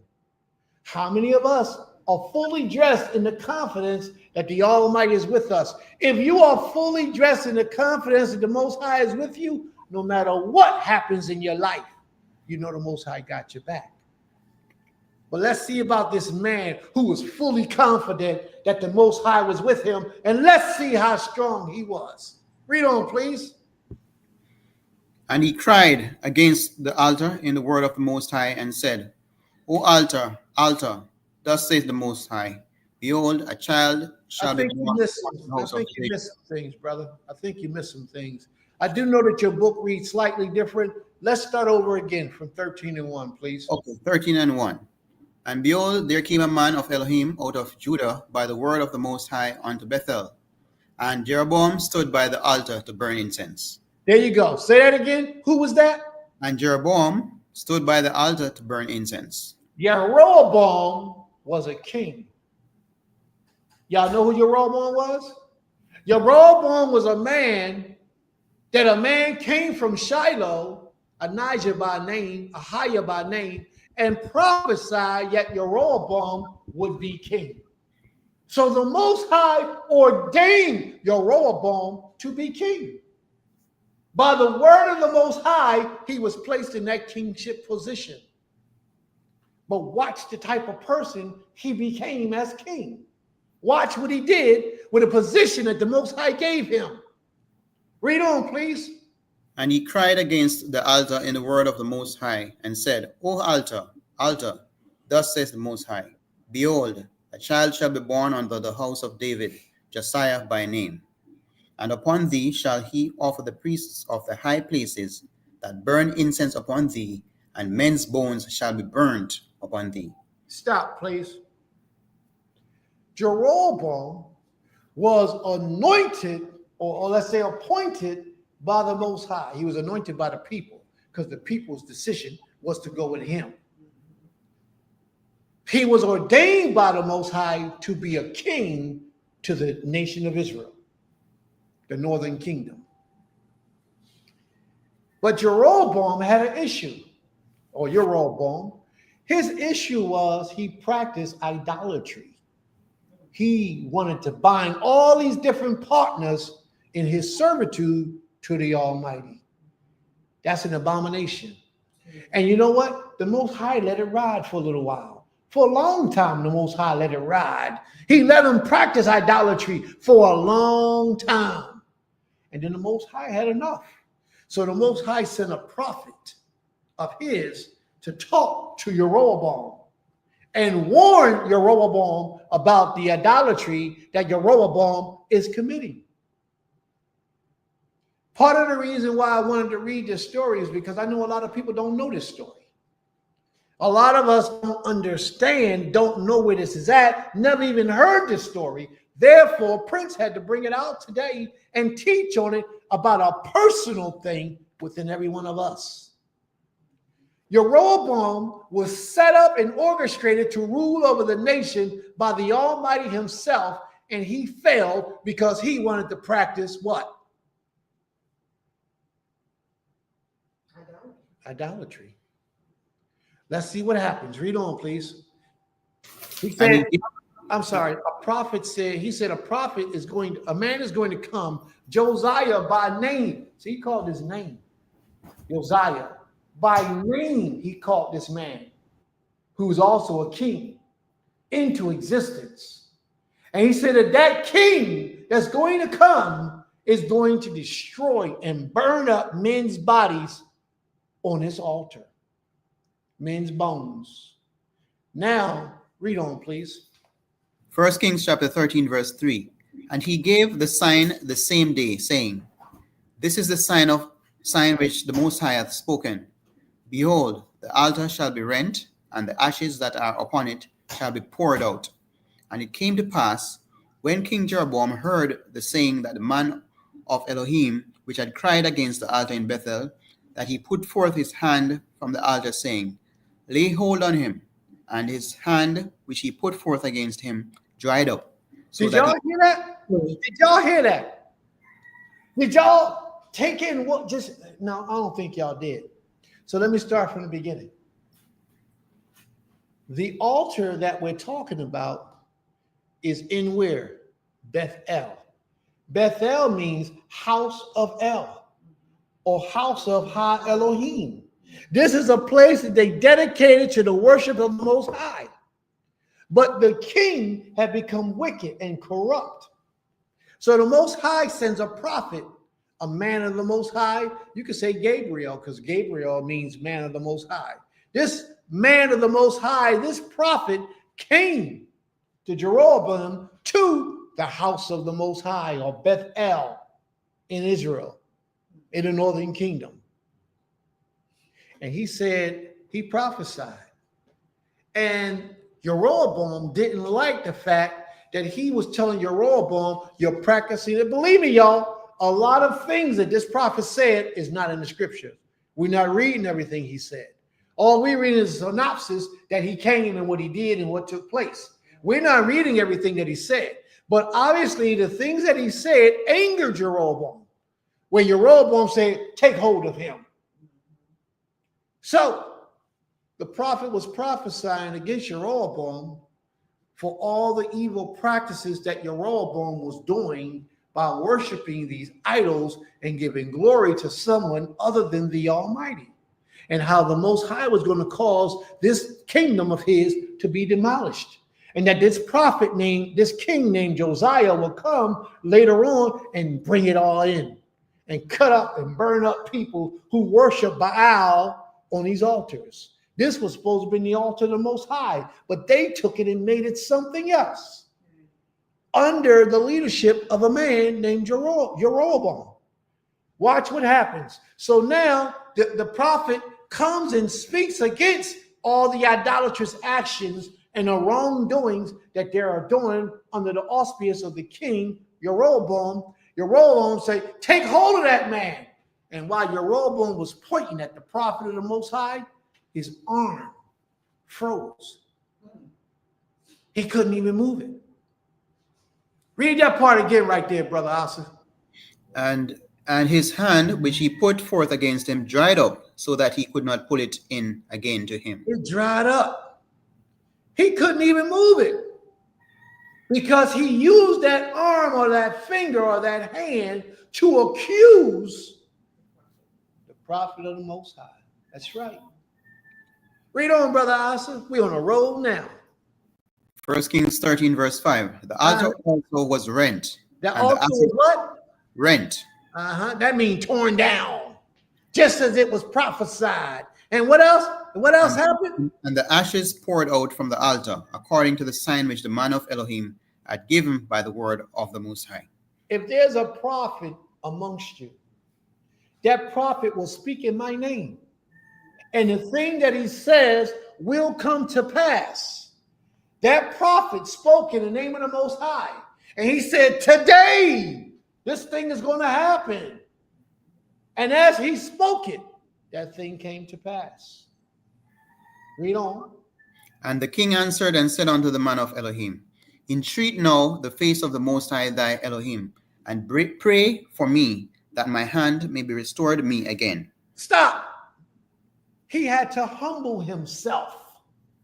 You understand what I'm saying? After practicing and getting boastful and rising up in his idolatry,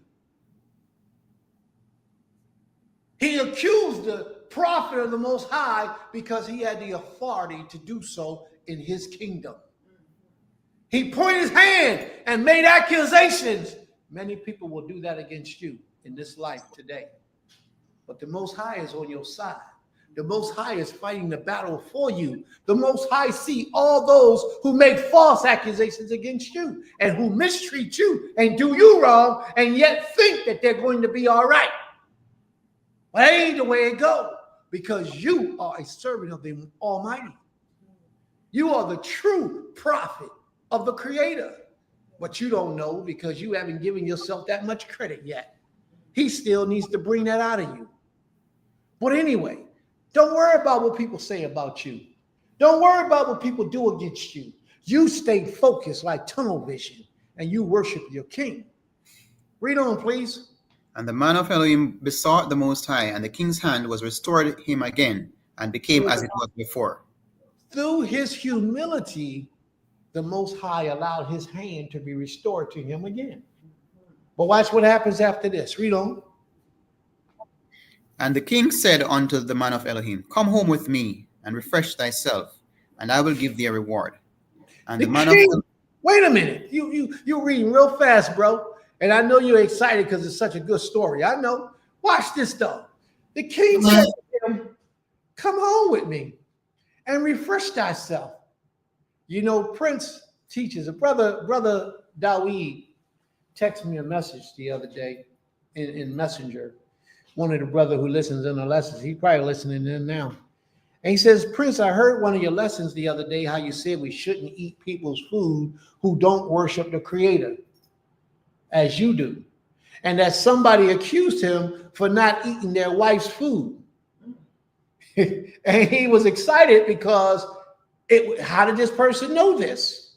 How did the person even notice that he don't eat? It's because he lives a different lifestyle. Now, this prophet of the Almighty can't go to the king's house and eat. How can you go to the king's house and eat and he's practicing idolatry? How many of you hold true to those principles today? You can't go in everybody's house and eat everybody's food. You know why? Because their spirits will take hold of you. And you will start desiring things that you didn't used to desire. You will start doing things that you didn't used to do. You won't even know what's going on. All of a sudden, you got a new thought in your mind. Something that is unlike you. A behavior that is unbecoming of you. And you don't understand why. You don't know how you could do this. But all of a sudden, you got the desire to like eating Oreo cookies. Prince don't eat no Oreo cookies. But all of a sudden, I was walking through the market. I seen a bag of Oreo. Man, I ain't had an Oreo in a couple years, man. I got to eat me some Oreos or some Tootsie Rolls. Man, I ain't had Tootsie Rolls since I was 18. Man, that's more than half my life. Man, we get some Tootsie Rolls, man. Things that you don't normally desire. Things that you know are not good for you. Tootsie Rolls got pork in them, for those who don't know. And Oreos got this cream in the middle. I don't know what that cream is made out of. What's the emblem on them? On the Oreo cookie? What's the Oreo though? No, if you gotta look at it, it has the. Oh, I was talking about this with somebody, and I was saying that's one of the reasons. Outside of other reasons why I don't eat it. Okay. But it's an idolatry She says idolatrous symbol on the Oreo cookie. I didn't know that. Yeah. It's the what? Baphomet. Yes. Yeah. It's the Baphomet symbol? Yeah. Something, Oh, yeah, wow. something to that, yeah. Yeah, that's probably why we brought Oreos up. But you, as being a vessel of the Most High, a sacred vessel for the Creator, you ain't got no business just eating anybody's food. Don't just eat anybody's food. And don't be so quick to take a gift from somebody you don't know. And another thing that you don't understand, that I'm about to drop a jewel on you, dealing with a high level of witchcraft. Y'all ready? Okay. Don't allow people to touch you that you don't know. Yeah. Because they will do things, transferring energy to you that is unlike you, and it could take your life. It could curse you for good. Yes, you want to say something? You might want to come up so they can hear you, please, because this sounds like it's going to be a good one. When you said the part about the don't touch you, the first thing popped in my head. My mom used to teach us that too, right? But my niece, free. My sister told me that they were walking like in the store, and this white man came and touched her head. Mm. And she said, my sister said she stopped. Free stopped and was like, "Don't touch my hair." Mm. She said, "And you didn't even ask me first." And she what, 7? She's 7. And that white man, she said that white man just looked like, "What in the world?" And she said, "Don't ever do that again." Carrying herself in royalty at such a young age. Like, wow, yeah. Like that shows that, whatever, her father, my sister, they teach her about that, people touching you and things like that. But the fact that as a child she did it, and my sister didn't have to say nothing, because that white man felt that energy. That's right. And They and need then to I feel just it. said white man, but that's who did it. But anybody, like you're Mhm. saying, but he felt her energy, and he couldn't even say anything. My sister said he just looked at her like, "Oh," Mm-hmm. so yeah. Y'all gotta know these things, family. And we got a lot of people teaching today, but everybody ain't teaching like Prince. They don't dig deep into these spiritual matters like Prince. I wish that they would. I really do, but they don't. Some of them not because they don't know it. Well, some of them is because they don't know it. But you can't let people touch you. And when you embrace somebody, you're supposed to feel that energy. That's the purpose of embracing. Sometimes people be angry with you and mad at you. Go up and hug them and give them grab them and let them feel that energy. Sometimes that energy will upset the individual and they'll run from you. They'll talk about you. They'll separate from you. And they cannot take the impact of that energy on their lives. But you got to be careful. Don't let people touch you. Now, there's a difference. Now, I need you to understand this, because you won't understand it if you don't learn it. There's a difference from people touching you and you touching people. There is a difference. When you initiate, you're allowing your energy transference to them. When they initiate, they're allowing their energy transference to you. So there is a difference, and you have to be in control of that. Let's move on. Brother Asa, where we at? Verse 8. 1 Kings 13, verse 8. And the man of Elohim said unto the king, If thou wilt not give me half of thine house, I will not go in with thee. The man of Elohim standing strong on his principles right now. He said, you a pagan. You an idolater. You worship the devil. Basically, that's what he says. He said, if you gave me up to half your house and made me rich. You know how many people turn away from the Most High for money? You know how many people run away from the Most High for a couple of dollars? Quick. It don't even take much. You say pressure, just a little bit of it though, right? A little bit of pressure. And they run. Oh, I can't do this. I got to feed my family. I got to go out and make this happen. So I'm going to do it. Now, people don't understand this, but when you start turning away from the Most High on small levels, he expands and other things take place in your mind to acclimate your idolatrous behavior in your actions, and then you can fully walk away from the Creator. It's progression, steps of progression. Some people look at it as a form of freedom. But if you really understood the principles of spirituality, you understand that it's you being placed under a curse.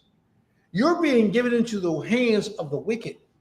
And in the wicked's world, because you are artificially sacrificing your servitude to the Almighty to give into the desires of the world, the Most High gives you over to your desires. And you become fully insaturated, and you become to live that lifestyle, and you'll be just like our people was when they was worshiping Dina, the Queen of Heaven, Semiramis, the Queen of Heaven. They lived a great life when they was worshiping her. And then when they came back to the worship of the Most High, he caused them to suffer for a period of time because he had to punish them for what they were doing. Well, that don't make, why did he punish them while they was out there doing? Because he gave them over to their desires. You understand? A lot of people don't understand that. You be asking, when I was an Hebrew Israelite and I was worshiping the Most High and keeping the Shabbat, I couldn't do all this stuff. And it wasn't until I stepped away from the Creator that I was able to now go out and begin to explore and have fun and go on vacations and enjoy life. You don't understand. You don't see where the power or the curse really is in your life. You don't see it. And it's so often with so many people that desire to walk away from this king. It's not good. So if you do give in to the desires of this world, I would pray that you never leave the Most High in totality. Keep an essence, even if it's just prayer. And in your prayers, always ask the Most High to keep you covered in his truth while you explore the world of idolatry. Read on, please, Brother Asa. If I might just add that, in terms of we must have values that we stand by, and persons will test us, push us to our point to offer things of values for us to drop out what we believe in, and so we have to be very consistent throughout. You have to be. Even persons who we have a cordial relationship with, they will they will come, but the first time they propose that kind of thing, we should let them know where we stand, so that they don't say later, oh, you have shared with me like this before, so you're to continue. So it must be consistent. That's it. That's right. And watch what he says here. He says, in verse 8, and the man of Elohim said to the king, after the king offered him to come home with him and to eat with him, he says, if you will give me half of your house, I will not go with you. And watch the next statement he said. And I will not eat bread or drink water in this place, because this place is an abominable place. Just like you're going to the church right now for Holy Communion or Christmas dinner or Thanksgiving dinner, or just the simple fact that you're in the church for an event or anything and you're eating their food. That's the same principle as if church members came to your house and gave you some peanut butter cakes and ice cream, your favorite food. You can't eat their food, neither can you accept their gifts. But you don't understand that because you haven't arisen to that spiritual level. See, Jeroboam was trying to give this man gifts. He said, no, I can't take that, because you are an idol worshiper. Some people look at it as a come up. Oh, I came up. Look what I got. But there's a price you pay in the spiritual realm for coming up in that manner. And you don't understand it yet because you're still carnate in your thinking. You're looking about the physical aspect, but the spirit realm is looking at the spiritual demise that has come upon you. We have to learn spiritual discernment, and we have not. Oh man, I got me a nice car. Look at this car that I got from this pagan. What do you think he gave you the car for? Oh, because he wanted to look out for me. 3 weeks later, you get in a car accident and you're dead. If you didn't have that car, right, that you accepted as thinking that you was coming up, you would still be here worshiping the Creator. But you were tested by the Creator, and you failed your test. And a lot of us don't understand that. Sometimes these things that look like they glitter and they're glowing is because the Creator is bringing a test in your life to see whether you love Him or you love that world. And if you fall victim and you give in, he will give you over to your desires. Creator don't fight with you. He ain't gonna argue with you. He'll send you plenty of warnings. He give you plenty of warnings, but he will turn you over to your desires. He said, because that's who you truly love. Go. Read on, please, Brother Asa. 1 Kings 13, verse 9. For so was it charged me by the word of the Most High, saying, Eat no bread, nor drink water, nor turn again by the same way that thou camest. So now follow these instructions. This was a man of the Most High. Up until this point, the man of the Most High is on point. He's diligent in his understanding of what the Creator requires of him. And he's doing exactly to the T what the Almighty required. He says, the Most High told me, saying, I cannot eat bread nor drink water in this place. And I must return back. I must not return back the same way that I can.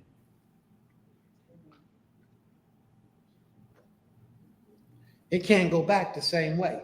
Now, y'all remember these principles, right? These instructions that the Creator gave him, right? These are the same instructions that the Creator is giving you in your life. But a lot of us want to go back. A lot of us want to go back the same way that we came to the Most High. For example, if there was a man or a woman in your life that you were sexually active with before you came into this way of the Most High, and you left that individual and became sexually active with another man or a woman throughout life, however it is, and that person didn't work out for you in that life, why you keep going back thinking that you can go back and get them to make it work out in this life for you? A lot of us want to go back and get those old things and try to make it work in your new life, and it don't work that way. You're bringing back old spirits, old memories, old habits, and it don't work like that. Read on, please, and let's see if this prophet of the Most High was as strong as he should have been. Verse 10. So he went another way and returned not by the way that he came to Bethel. So he paid attention. He went a different way and didn't go back the same way that he came to Bethel. He obeyed the voice of the Most High. He did not go home with Jeroboam. He did not go home with him. So up until this point, he obeyed everything that the Most High said for him to do. And he was rewarded for that, wasn't he? That's right. He had life. He had strength. He had all the things that he needed because he obeyed what the Creator said for him to do. Is that right? He was being tested at that time, wasn't he? Yeah, he was being tested with the gifts of this world. Jeroboam was a king. There was nothing that he couldn't give him physically to make his life better. But you know what he said? He said, the Creator told me don't do these things. And there's no way that I will go back with you because you're practicing idolatry. He turned around, he walked away, his life was prolonged. Let's see what happens now. Giving the Most High the glory. Verse 11. Now there dwelt an old prophet in Bethel, and his sons came and told him all the works that the man of Elohim had done that day in Bethel. The words which he had spoken unto the king, them they also told to their father. And their father said unto them, What way went he? For his sons had seen what way the man of Elohim went, which came from Yehudah. And he said unto his sons, Saddle me the ass. So they saddled him the ass, and he rode thereon, and went after the man of Elohim, and found him sitting under an oak. And he said unto him, Art thou the man of Elohim that camest from Yehudah? And he said, I am. Now watch this, family. Now there's so much getting ready to come out in here.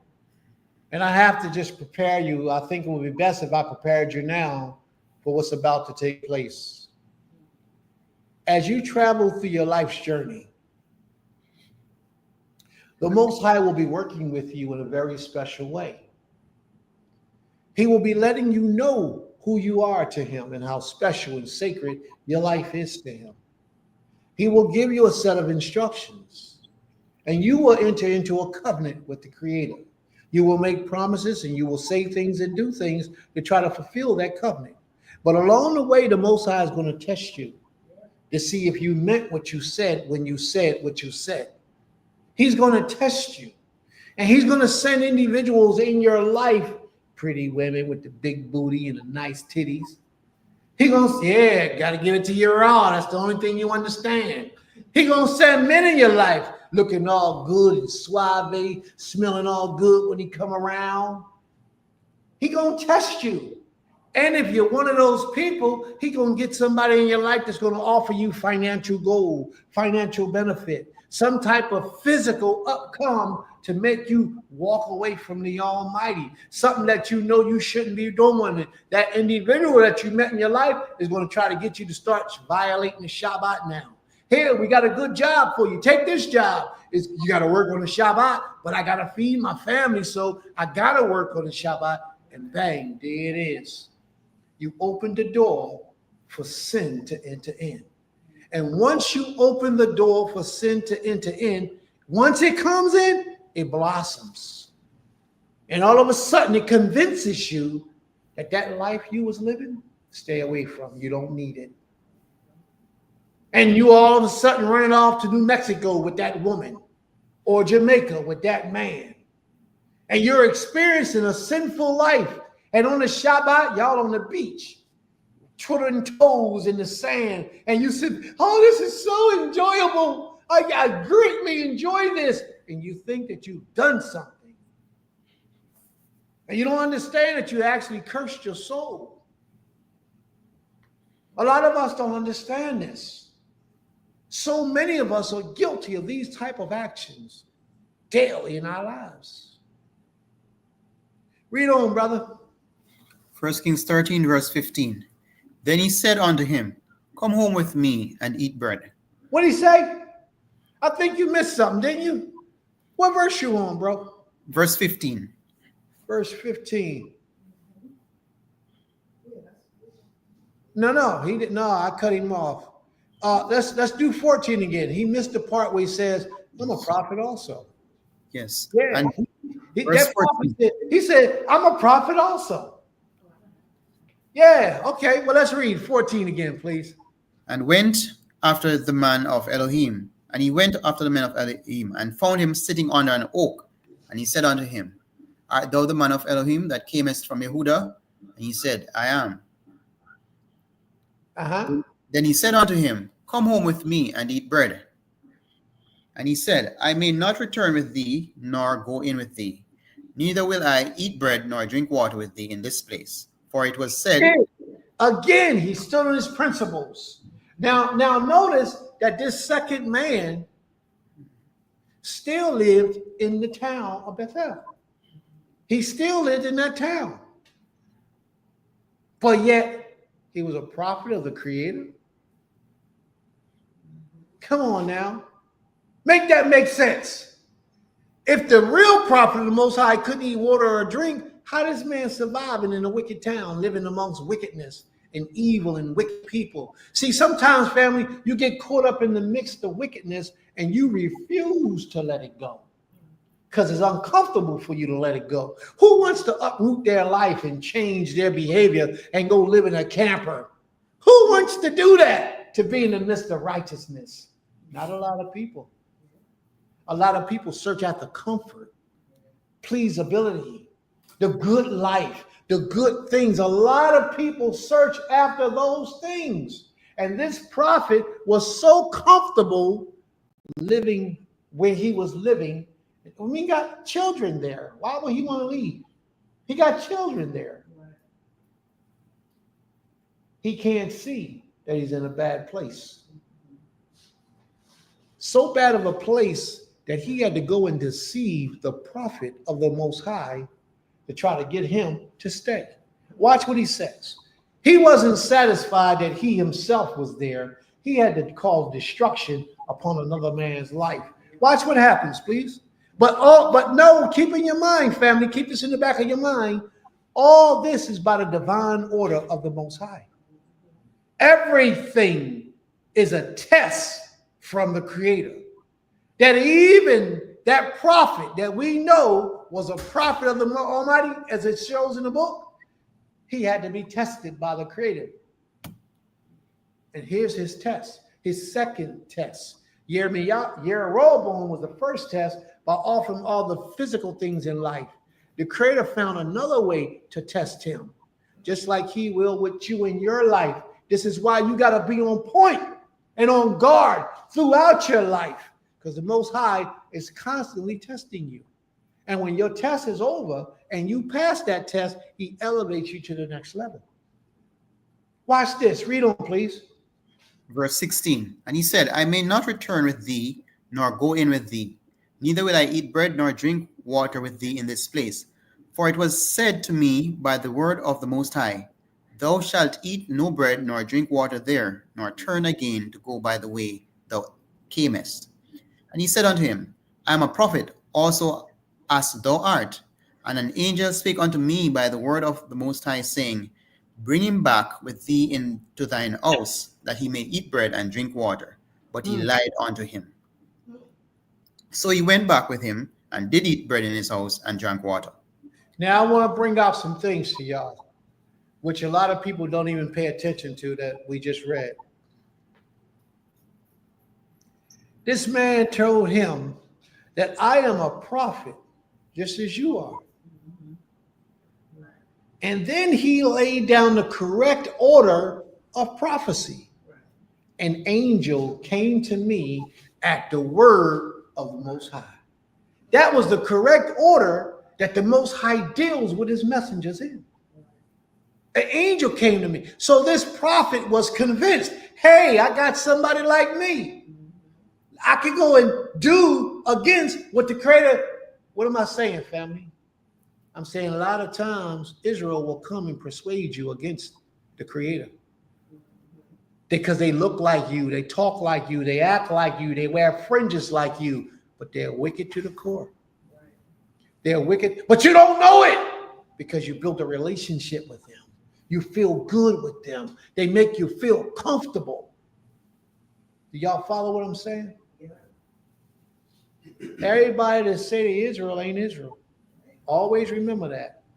You know how you can know Israel? By their works, their commitment to the Almighty, their dedication to the Creator, their commitment, their sincerity to keep this way.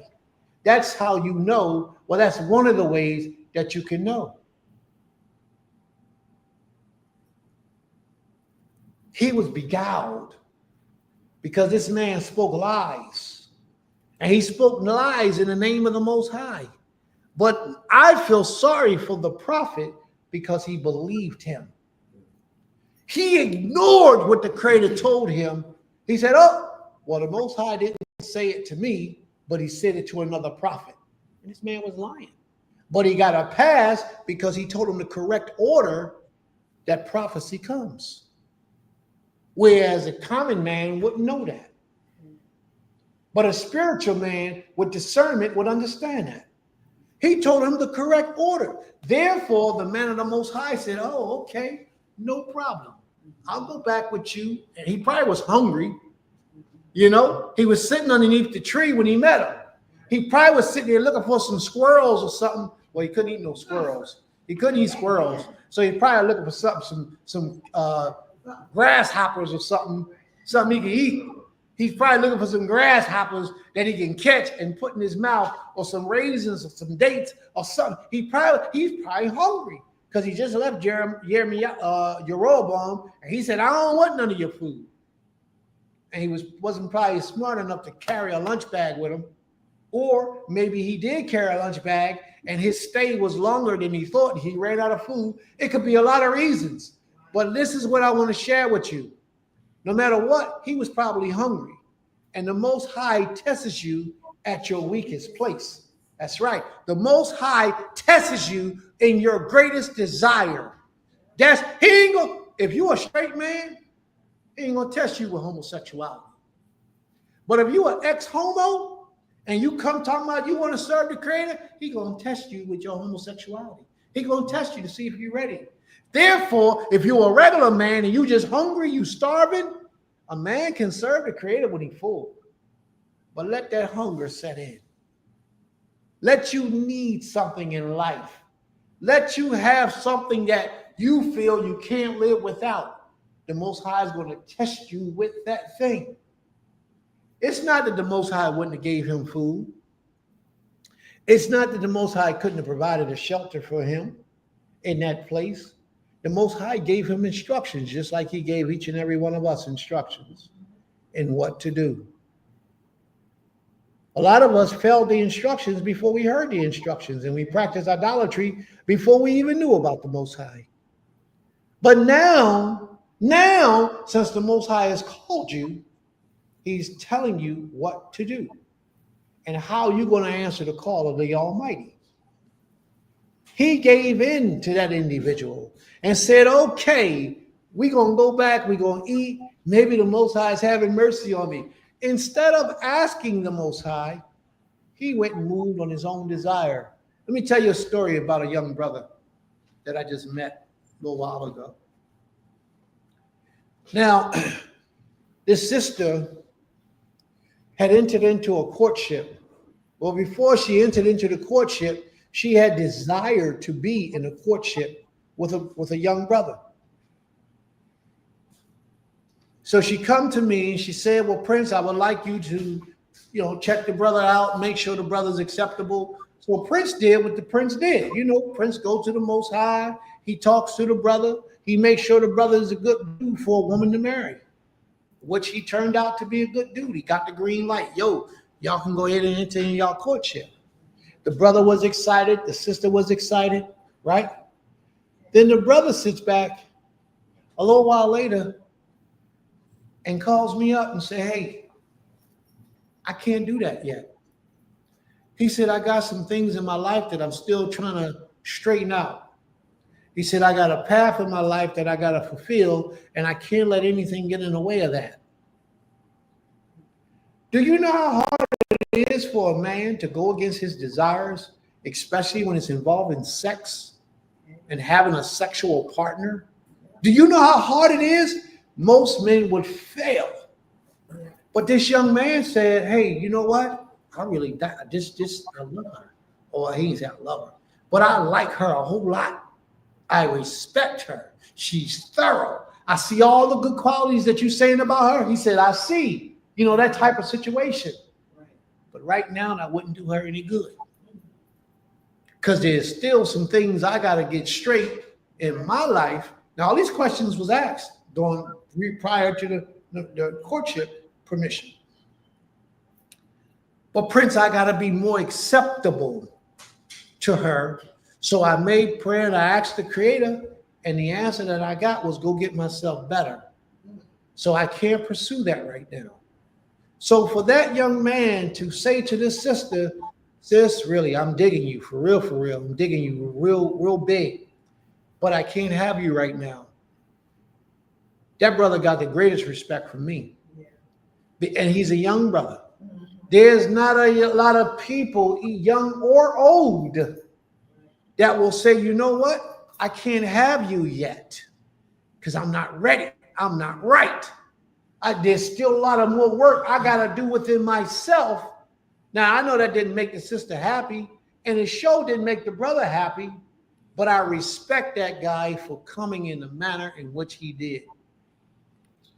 You have to take your hat off to that, because a lot of people in today's world will not deny themselves of that sexual pleasure or anything that they in their minds desire for themselves just to glorify the Creator.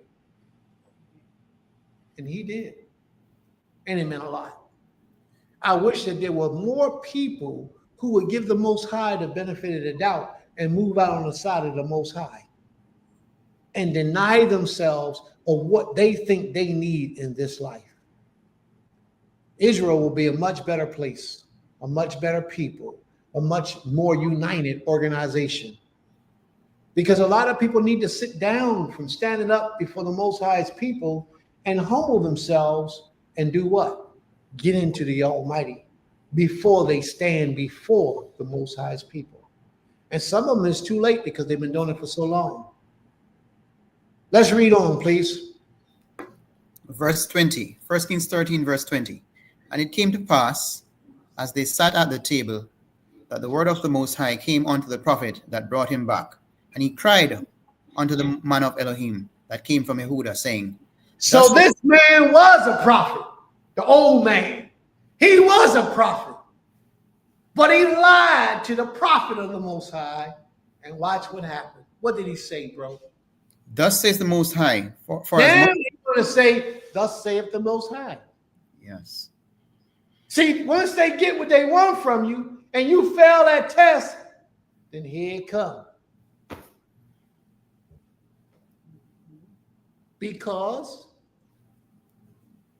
for as much as thou hast disobeyed the mouth of the Most High, and hast not kept the commandment which Most High thy Elohim commanded thee, but camest back and hast eaten bread and drunk water in the place of which the Most High did say to thee, eat no bread and drink no water, thy carcass shall not come unto the sepulchre of thy fathers.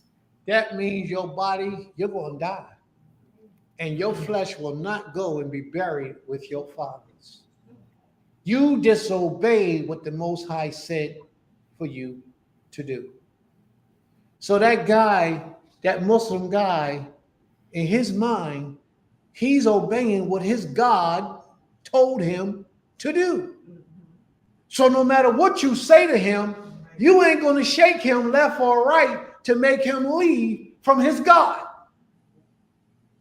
I don't care what you say to him, how you say it, and how much evidence you show to him. He's going to stay right there where he at.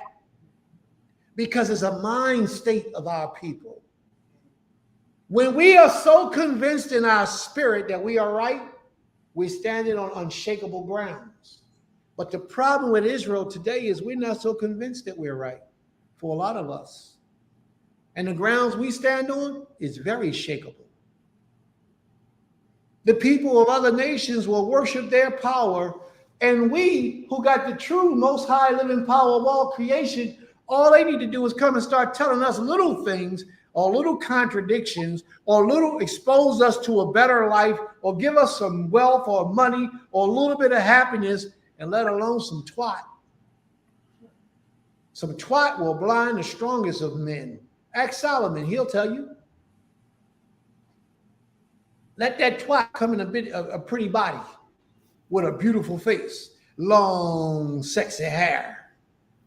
Man, I ain't never had nothing like this before. What you say? What day you want to go out? Friday night? All right, let's go. I'll pick you up at 8. Stay out all night because you're blinded. You can't see. And that woman right there will end up ruling over you because the Most High will give you over to your desires. Mark my words. There's a lot of Israelites right now in relationships with females that rule over them. And they know that ain't the way it's supposed to be, but they can't help themselves because they gave in to the desires of the flesh. She said she wanted to do something. Her cycle was on. He said, oh, it's all right. Come on, let's go. But she on her menstruation. The Creator said you can't be sitting and touching her. Well, that's all right. It's only till sundown. So you got 24 hours to go. And your mind begins to open up to sin. And then sin upon sin creates and breeds more sin. And the next thing you know, it might take you a year, 2 years, 3 years even. You are fully invested in an idolatrous world, sinning. Where just 3 years ago, you can never imagine that you would be in a place like this, because right now you're sitting in a house of worship to learn how to worship and praise and live a life that's pleasing to the Creator. You say, Prince, that could never happen to me, Prince. I'm too vested in the Creator for that to ever happen to me. That's what you're saying. But let me tell you, the Creator tests you with what you desire most. And anything you put before him is how your test is going to come. I remember one Moray told me he had a car that he loved. He used to drive that car, boy. It was a brand new car. He loved it. It wasn't brand new, but it was new to him. He loved that car. Shabbat morning come around, he ready to go to Shabbat class. He go outside and wipe his car down, wash his car, wax his car all up. He get up extra early to make that car look good. So when he pull up on the scene, it's all done on the Shabbat. He put that car before the Most High. because he was working on the Shabbat so his car could look good. Smashed that car up.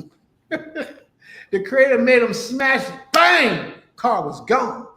He came up one day and gave a testimony about how infatuated he was with that car. Same thing happens with women. A woman slick will cause you to violate the laws of the Creator. A man, for you women, because a lot of women out here are diligent, single, worshiping the Almighty without a man. And it might have been for years. And the first instant that a man comes into your life, whether he's a righteous man or not, the first thing happens, you all gung-ho, you with it. Hey, I got a man. And now he got you in the church just 3-4 years later. Yeah, this is real. But you couldn't see it. And when Prince tried to tell you about it, you said, Prince don't know what he talking about. Who's Prince? He ain't nobody. And now you up in church. Glory, hallelujah, praise his holy name, yeah. You up in the church, getting it in, playing the tambourines. You even a part of the choir. And you can't understand how it happened. Well, just 3 years earlier, before you was with that man, you was in the synagogue, in the temple, worshiping the Most High. Or you was in your house on YouTube, zooming in to view the land at Temple Kifarim, listening to these illustrious lessons, learning how to discipline yourself, how to walk in your integrity, how to be the best version of yourself before the Almighty and before the world, how to fight off evil and wickedness as it enters into your circumference in your life. And then you met that man, and all of a sudden, you saw the signs, all the symbols was there, but you ignored them because you said, I got me a man. I ain't had a man in so long. There's no way I'm going to fail at this. Come here, man. Let me just gobble you all up. The Creator seen the energy that you put into that. You begin to slip slowly but surely away from the Almighty. Now, before I even continue this lesson, I want all y'all in the listening audience to know that I'm not singling anybody out. I don't know nothing. If anything in this story remotely relates to your life, it's because you're guilty. It's not because Prince is trying to point his finger at you. That's not what this is about. This is because you're guilty. And even in your guilt, you can ask the Almighty for forgiveness and allow the Most High to fix you. That's all I'm saying. I'm not doing this to come down on you, to make fun of you, to expose you to the world. Because if I did, I'll use names. What I'm trying to do, or what I have done, is allowed you to see you. Now, how you take this is how your relationship is going to be with the Most High.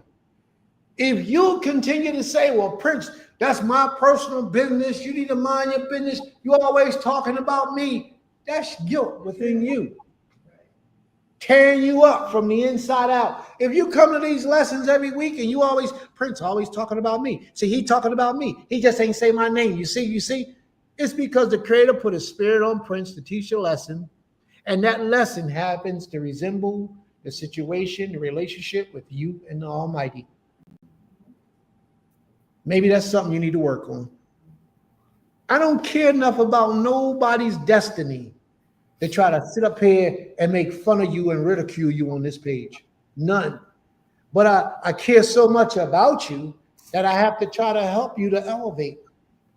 So if it's something that I utilize that remotely resembles your life, believe that it's the Most High trying to help you and elevate you and bring you out of that condition.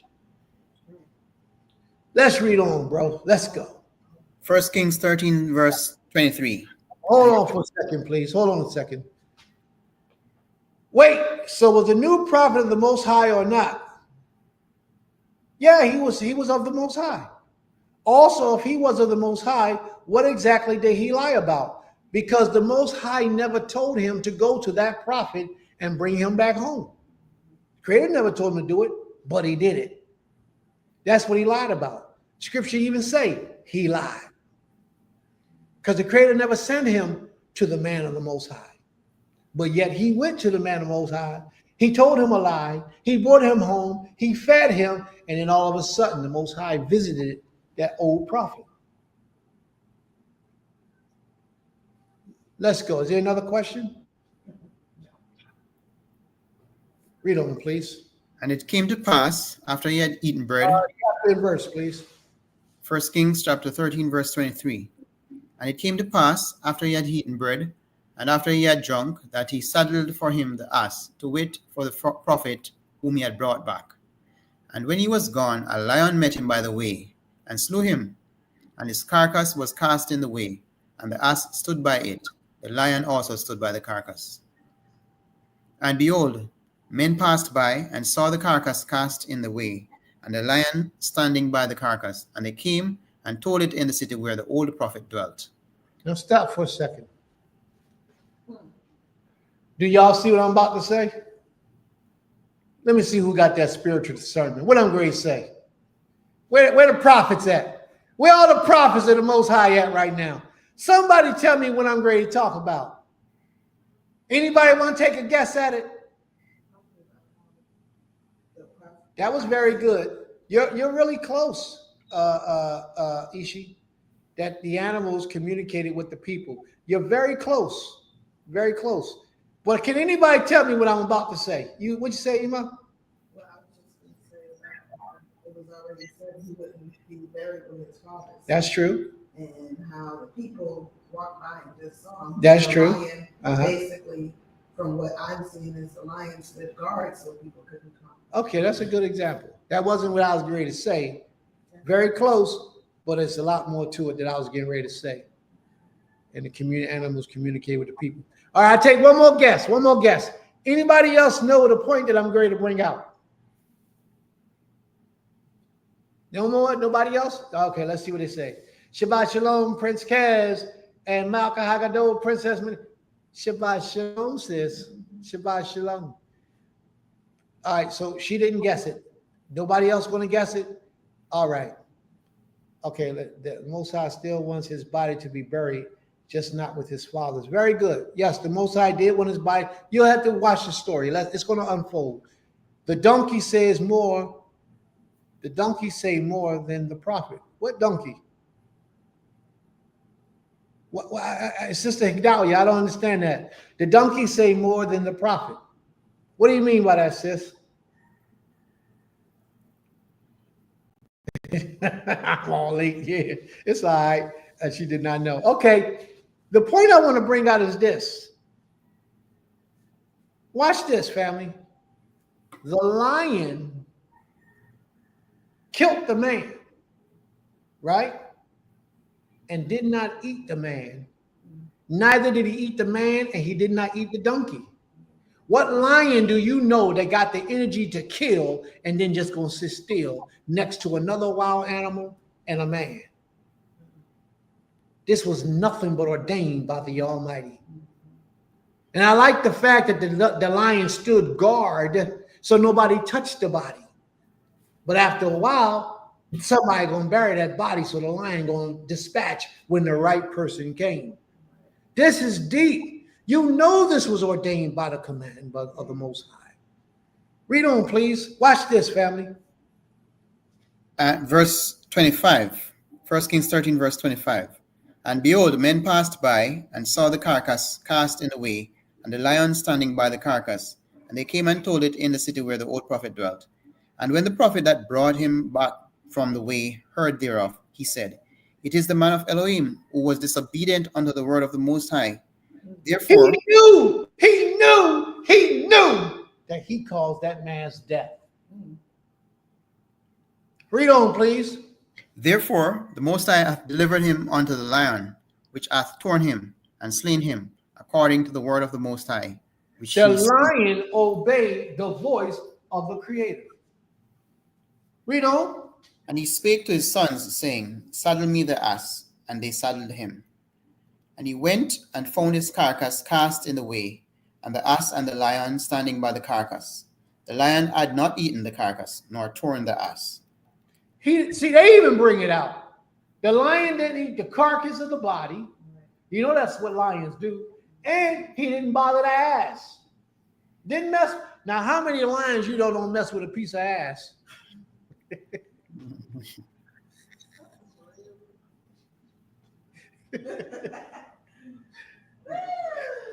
That's part of our problem today. We can't leave alone the ass. That gets us in a world of trouble. The lion didn't bother the ass. That don't happen. Read on, please. Verse 29, and the prophet took up the carcass of the man of Elohim and laid it upon the ass and brought Now, it back. wait a minute. Did he chase the lion away? Did he speak smooth? What happened with the lion? Because when he got there, the lion and the ass was still sitting there. But he had no issues with the lion. That lion was standing guard for that prophet to come. Read on. Watch what happens. And the old prophet came to the city to mourn and to bury him.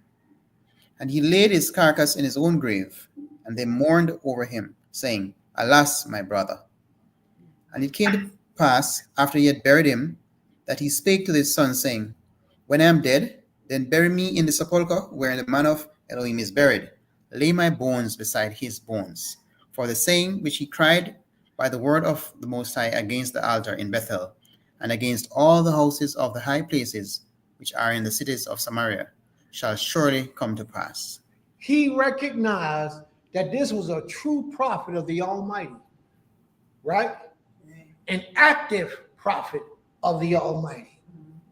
He says to him, his sons, when I pass, I want y'all to lay my bones, my body next to the bones of this prophet. Do you know what kind of honor that is? To have your body laying next to a man of the Most High? Now, I don't think y'all understand, so I'm going to say this a little bit. The bones of Elisha was in the ground. They killed the man, threw the man's body on top of the bones of Elisha. That man came back to life. He popped right out the ground. They had already killed that man, threw him in the ground on top of the bones of the body of Elisha, and that man's dead body came back to life. That's how powerful it is when you serve this king. Read that last little part and let's close this chapter out, please. For the saying which he cried by the word of the Most High against the altar in Bethel, against all the houses of the high places which are in the cities of Samaria, shall surely come to pass. After this thing, Jeroboam returned not from his evil way, but made again of the lowest of the people priests of the high places. Whosoever would, he consecrated him, and he became one of the priests of the high places. And this thing became sin unto the house of Jeroboam, even to cut it off, and to destroy it from off the face of the earth. May the Most High be praised. Now let's go over that. Jeroboam made the lowliest of men priests unto the Most High. He would take the basest of men, the men who would solicit prostitution, men who would eat pork, men who practiced idolatry, men who didn't take care of their families. He took the lowliest of men and made them priests on the altar to speak and represent the Creator. So what kind of kingdom did he have? He was more worried about people paying allegiance to him than the Almighty. And you got a lot of people like that today. Their punishment to you will be worse than because you did something to them as opposed to what you did to the Almighty. That's disrespectful. So we read about this king today.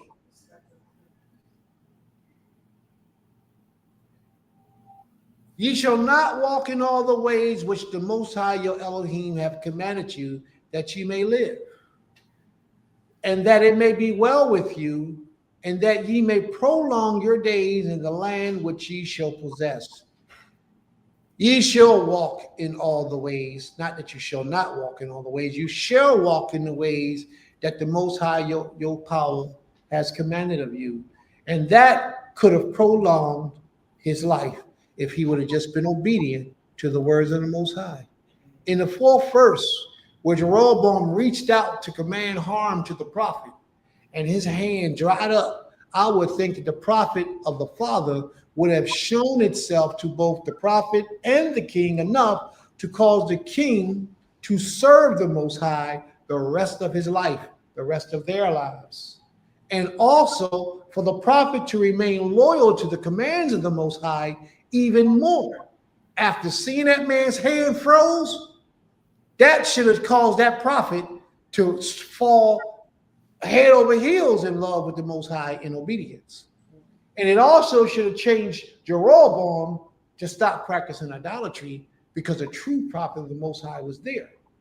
And he already told him that this was the punishment. You were evil before the Creator. So you would think that that would have changed Jeroboam's direction of life, but it didn't. He went right back to idolatry, just as a lot of people do today. When you bring them out of Christianity and you helping them to learn about the Creator, they have a problem letting go the false deity.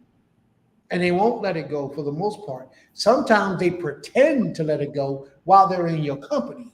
But after they leave you, no matter how you talk, when you was blue in the face, talking to them. They didn't listen. They act like you right, bro. Yeah, I see that. Amen. Yeah, I got you. And then 2 weeks later, you creep up on them and they in the back of the church. Don't tell Prince I'm here. Don't tell Elder Matthias that I'm back, y'all. You don't. I need to live with him for a little while. So don't tell him, all right? That's what they do. The king continued in his sin, and the prophet did not keep the words of the Father. How many times in your own life did the Father show you his power and cause you to demonstrate an excellent spirit within yourself? Let's think for a second, family. We got like a half hour, 45 minutes. And I want to hear some conversation from the family. I would like to know some of the personal experiences that the Creator did to you to let you know who he is in your life. That causes you to say, no matter what, I ain't gonna let this king go. Come on, y'all, let's talk. Let's talk. I don't want to do all the talking. So if you want, family, here's the link. If you want to come up and tell us about something special that the Most High did for you in your life that will cause you to never turn away from him ever, no matter what, you got the link. And let's see how many people got something to say about to the Almighty. How many of us has a story, a brief story, of course. You ain't gonna take no 45 minutes, half hour to talk. Something you can talk about in 5 or 10 minutes. How many of us has a story that we can relate to, that this story that we read today is talking about, where the Most High have shown you his power in your life, and you know without a shadow of a doubt, there's nothing you can do to walk away from the Almighty. Nobody is answering the call. You want to speak? All right, take the mic, please.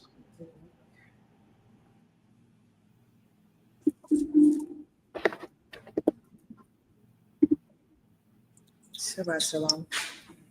So I'm not going to go into the whole story, but I will say that a few years ago, 4 years ago to be exact, a very traumatic thing happened to one of my daughters. And in the midst of it, I was really just questioning, like, why did this happen? Why did this happen? Even with my children. And why did it happen, within these people that, we have been joined with and we say we love and we are family. And I truly thought in that moment that that was going to break me, that the Most High had just kind of like abandoned us. But when I prayed about it and when I gathered with my children and my husband and my family that don't even walk this life to make decisions on what happened, I knew how the Most High, when he was guiding me. And one thing I knew, what helped me to know he guided me was when my family came and said, whatever he does, whatever we decide to do is going to be based off of our sister's decision on her spiritual connection with the Creator. And that even helped me more to know that the Most High was with me, because he didn't allow no one else's opinion or desire to do what they wanted to do to steer me. And so in that moment, and even now to this day, I know that it was the Most High in my faith, most importantly in him, that kept me, that keeps me, and allowed me not to go crazy, insane, not to just act out of pure emotion, but he gave me the strength to sit still for a minute, pray to him, ask the questions I need to ask, and then wait for his answer. Because I've seen it where that happens to people and they don't do any of those things. So that would be my testimony of when the Most High truly shown his face to me, and how to stand or withstand from just becoming completely broken in that moment. Say who? May the Most High be praised. Total Rabah. Anyone else? Shalom. Can you hear me? Yes. Okay. Shabbat shalom, everyone. Yes, I have a few. The ones that I'm thinking about happened in my childhood. The one that I want to share today, I was so young that I was still sharing a bunk bed with my younger sister. So I had to be, and I'm 8 years older than my sister, so I had to be around, like, I don't know, 8 or something like that, 8 or 9, but old enough to understand what I was asking for, some around that time. And one night I had just prayed, and at that time I was a Christian, so just keep that in mind. But I had prayed and I had asked the Most High to let me know what his path for me was in life. I think more specifically, I had prayed, I said, show me what you want me to grow up to be, or something like that, right? Because I was young. I was asking the Father, like, what do you want me to do when I grow up? Basically, what's the question? In so many words. And I asked the Father, I said, basically, I had tested him, really. And I said, I want you to show it to me in a dream before I wake up. Right. I really asked him that. And I went to sleep. I woke up. I didn't have a dream. But then the thought came to me that I had that prayer. And immediately after remembering that I had that prayer and basically tested the Creator on that, I'm telling you, immediately I went right back to sleep. And I had a vivid dream of me being older, standing in front of a group of what seemed like younger black people, I don't know, like teenage years up to like the young adult years. And I was standing in front of them talking, and I couldn't hear what I was talking with them about, but I was just talking and having a conversation with them. And it was just me in the front. And I remember that I was down the street from my auntie's house at the time. And this was in a neighborhood that's not really that great of a neighborhood, right? So also keep that in mind too. And I never really understood. Well, let me finish. So I had that dream. And again, I didn't know what I was talking with them about, but it was something really, really impactful, because there was a lot of people in front of me. And that happened. And then I immediately woke up, and then I realized, oh, the Most High is real. Because there was no way there was no way that I was going to have that dream on my own, right? If I was to have that dream, it would have been divinely from the creator himself sending it as a download to me. And the other part that I have realized was that if that didn't come to pass, then who knows if I would have believed in the creator, right? Because it was basically, even though I had asked him for something, it was basically a test for him. Like, it was like a test, like, okay, show me this so that I may know you're real, basically, and also, so I think it was a mixture of both. It was a prayer request, but it was also like a test, like I need this to know.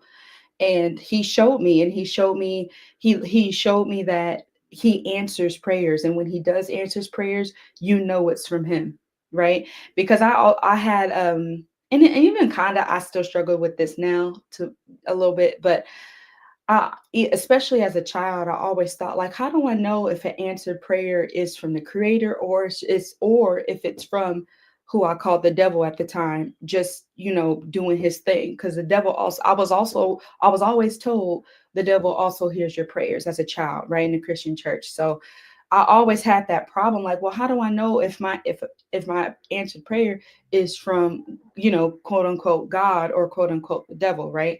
And that, to me, even though that's still something I think I still kind of struggle with as an adult, I'm more so confident in the existence of the creator now, in the knowledge that he does answer prayers, period. Because the dream that I had was extremely vivid. I remember it to this day, and it wasn't going to happen without the creator. And as soon as I woke up, I had fallen right back asleep. Like, I have a vivid memory of waking up and then immediately going back down as soon as that thought had came back to my head, and then the dream happened. So that's what I want to share today. I have another one, but I think I'll wait if we have time for the rest of others. So I don't see nobody lining up to speak. You got time. you sure? Yeah, The YouTube and thing? yeah. I don't Okay. see nobody in the audience saying, I got one, I want to talk. I don't see that. Yeah, do your thing. Okay, Kane. Another one. I think I have shared this before. I know I've shared it with my husband before, but even if I have, I'll repeat it again, because this is the biggest one um, for me.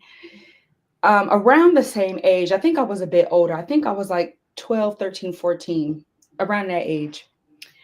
Still a Christian at the time. And for some reason, I had woke up one day, and literally, I felt a weight of a negative spirit come upon me. I'm so serious. Like, I woke up, I opened my eyes, and I felt like, I just felt something like come upon me. And then started having I have to use a particular word because YouTube going like do something, but I had continuous thoughts of unaliving myself, like continuous. And I knew that it wasn't me, if that makes sense, because I had never had these thoughts before. I didn't have a reason in my life to have those thoughts before. I didn't have bad parents, or I wasn't going through anything traumatic in my life to make me, have those thoughts. So I knew that this was a spirit that was upon me. I knew it as a child. I could feel it. My body felt heavy. I tried to mask it for a very long time. I had dealt with that spirit, not telling anyone. I had dealt with that spirit for at least like 3 months. And I remember talking to my auntie, the same auntie who was that my dream was in, that I just talked about, her house. This is that same auntie. I had talked to her about it a little bit, and I remember telling her, I feel like something is about to happen to me. And she said, what? And I told her the thoughts I was having that I just couldn't get out. And she said, no, that's not going to happen because you're in control. And basically, I forget a little bit what she said, but she was just reassuring me that God got me and that's not going to happen. It's a trick, those type of things. But of course, me being a teenager, I'm like, I don't know. I'm just trying to understand why this is happening to me. And it was so bad to where the point where I remember being at the doctor's office, and you know, at the doctor as a child, they say, you know, you tell everything to the doctor, even things that you don't tell your parents, right? So I told my mom this eventually, but I think I told my doctor first, and she's the one that told my mom. And my doctor had recommended a therapist, and I didn't end up going to the therapist, but my mom she was setting it up and everything, but I didn't end up going. And I didn't end up going because I think maybe like a few weeks before I was supposed to go, I don't know. Now I'm going to say this because I was a Christian at the time, but I now know that, you know, this was just the Most High working with where I was at spiritually. But when when my mom was scheduling the appointment, like over the phone, a voice had came to me and it said, all you need is, you know, quote unquote, JC. Keep in mind, I'm a Christian at the time. Okay. So we know what the Most High was doing. You know what I mean? So that's what came to me. So it had to be, I don't know, a few weeks later, I was home alone. And I was so weighed down by this spirit, like nothing. I'm saying, like nothing I could not shake the spirit. And the thoughts were continuous. Like the only time I didn't hear a thought that told me to unalive myself was when I was asleep. I had dealt with it like all day. And I just couldn't shake it. I couldn't, no matter how much I prayed, I couldn't shake it. And I remember just being home alone one day, and I was listening to Fly Like a Bird by Mariah Carey. And if y'all know that song, it's basically like a gospel song. She doesn't say JC or anything, but it basically is a gospel song. And I remember lifting my hands up, and I screamed from my spirit. I screamed, take it, not physically, but I remember my soul was just like, take it, take it. And I vividly remember what I saw was a yellow golden hand, okay, reached down and touched my head. And I literally felt those spirits, and it was multiples actually. It felt like it was multiples leaving, like not just one, but like multiples leaving my body. And after that had happened, after I had received that relief, I have never dealt with that spirit again in my life. Never. I walked after that, I walked downstairs and watched TV, and it was like nothing it was like nothing I was dealing with anything anymore. Like nothing had happened. Like and that to me was really the Most High showing me his face in that way. Because and I forgot this part. About maybe a few weeks before I got delivered from that evil spirit, the Most High sent me a download, and it was the verse Isaiah. I think it's Isaiah 42, wherever it talks about I am with thee. And I gotta find it. That's why Abba, I told you Isaiah is my favorite book because of that. If it's something about walking through the fire, through the waters, I would be with you. That I think it's Isaiah 43. I gotta find it after I talk about this, but I think y'all know what I'm talking about. He sent me that verse, and after I had gotten delivered from that spirit, I looked up that verse. Like, I don't know, some time had passed, and I realized, like, oh, God had told me that he was with me even before I got delivered, so it was connecting for me. So that's the biggest, I would say, interaction, solidifying interaction, even before the dream thing. That was the biggest one to date that just told me, like, no matter what, I know that you're real. And even now in my adult life, I know what I saw, I know what I felt, and I know that the Most High was dealing with me. And that to me solidified it. So I hope that touched somebody. May the Most High be praised. Listen, there's a mistake that people make that I have to clear up a little bit. Every time you wanted to talk about JC, you felt like you had to precaution or warn the people that you're going to bring and introduce that. That's cool, and I understand that. But you won't need to, because we've all lived a life that we're not so happy with and not so pleased with as of today. So it's no problem that you felt like you wanted to mention the name of another deity, and pause because you're not so certain how it'll be received. But I'm here to share with the family this, and keep this in mind. When you in the days of you doing whatever it is that you're doing in your life, whatever deity that you're serving, doesn't matter. When revelation comes to you, whenever healing comes to you, and it comes to you in the name of that deity that you're praying to, right? Wherever you're doing, wherever you at, Buddha, Allah, Jesus, whoever it is, none of that matters, because it couldn't come except the Most High allowed it to come. The Creator knows the past, present, and the future. He knows where you're going to be 10, 15 years from now, right? So in order for you to get there, he got to bring you through. He had to solidify your relationship in spirituality no matter where you were. So he allowed those things to take place. And you saying, yeah, well, Jesus brought me through. Jesus ain't got no power. The Creator brought you through, and you associated because of the way you were taught. You associated with Jesus. You associated with Allah. You associated with Buddha, with Mithra, with Tammuz. You associated with all those deities, but they ain't got no power. Only the Most High can do this. He knows that you are in that condition where you're practicing idolatry, but your soul is pure.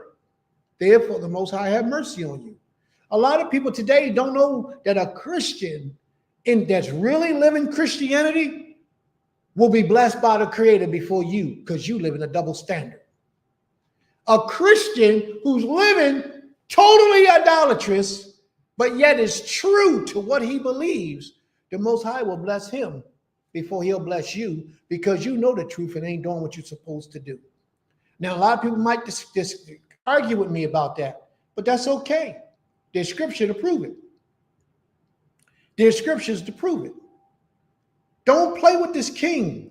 But just because at one point in your life you practice idolatry, it doesn't mean that the Most High wasn't with you in that idolatry to bring you out to where you are now, so you can say, I went through that. And you don't have to feel guilty about what you experienced practicing idolatry and who you gave that to. You gave it to who you knew at the time. And that's okay, as long as you don't do it no more. Now that you know better, you do better. And that's the difference. And that's all I'm saying. So nobody should ever feel guilty about those things. Welcome, my sister. Shabbat shalom. Sister Saadia, you got the floor. Oh, I'm sorry. Shabbat shalom, everyone. Shabbat shalom. Yeah, so I just wanted to share that there was a time that, before I came back into doing law, because I was introduced at a young age. Basically, when I used to read, when our father Jacob fought with an angel all night, I never really believed that. I was just like, how's that possible? Like an angel's gonna come and fight with us. It's like, I thought that was really absurd, to be fair. But during my time, right, I was dealing with suicidal ideation many years ago, and I was ready to end it, right? So I had a knife and whatever. I was in my apartment in England, and I went to do it. Like, I went to stab myself in the stomach, and literally, like, there was a force pushing my hand back, as if like fighting with me not to do it. And I was so angry. It was just like so, like I'm upset and I'm swearing and everything like that, like cursing and whatever. And I'm just like, just let me do it. You know what I mean? Because like I just felt like I was in intolerable pain at that time. And it ended in terms of me like just submitting to the creator, you know, and just repenting of my sins and my shortcomings, you know, and I generally I just asked the Most High like to hug me, you know, and I just felt that warmth and the Most High. It was kind of like breathing breath back into my spirit, you know. And so since then, no matter how hard things have been for me, the fact that the Creator has brought me back and saved my life, like I won't turn back away from the Creator.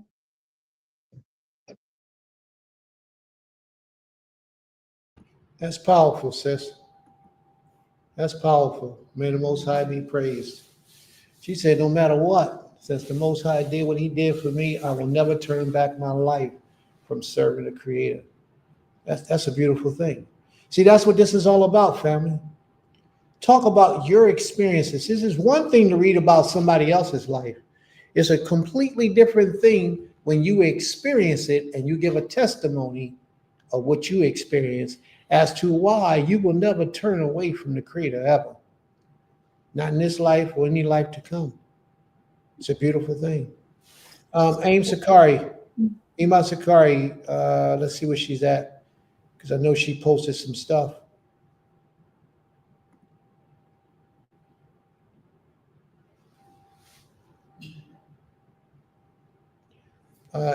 Ima, do you want to come on the screen? No? All right. You want to handle that for me?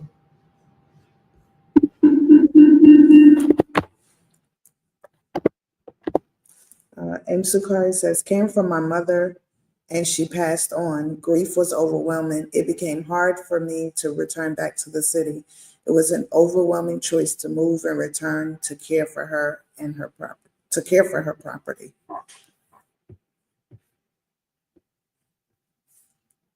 She got me. Hmm? She said. Okay, I can't really see where we are. Oh, still, it was like caring for her, finding peace while I learned the ways of those who came before, what the Creator guides me to do.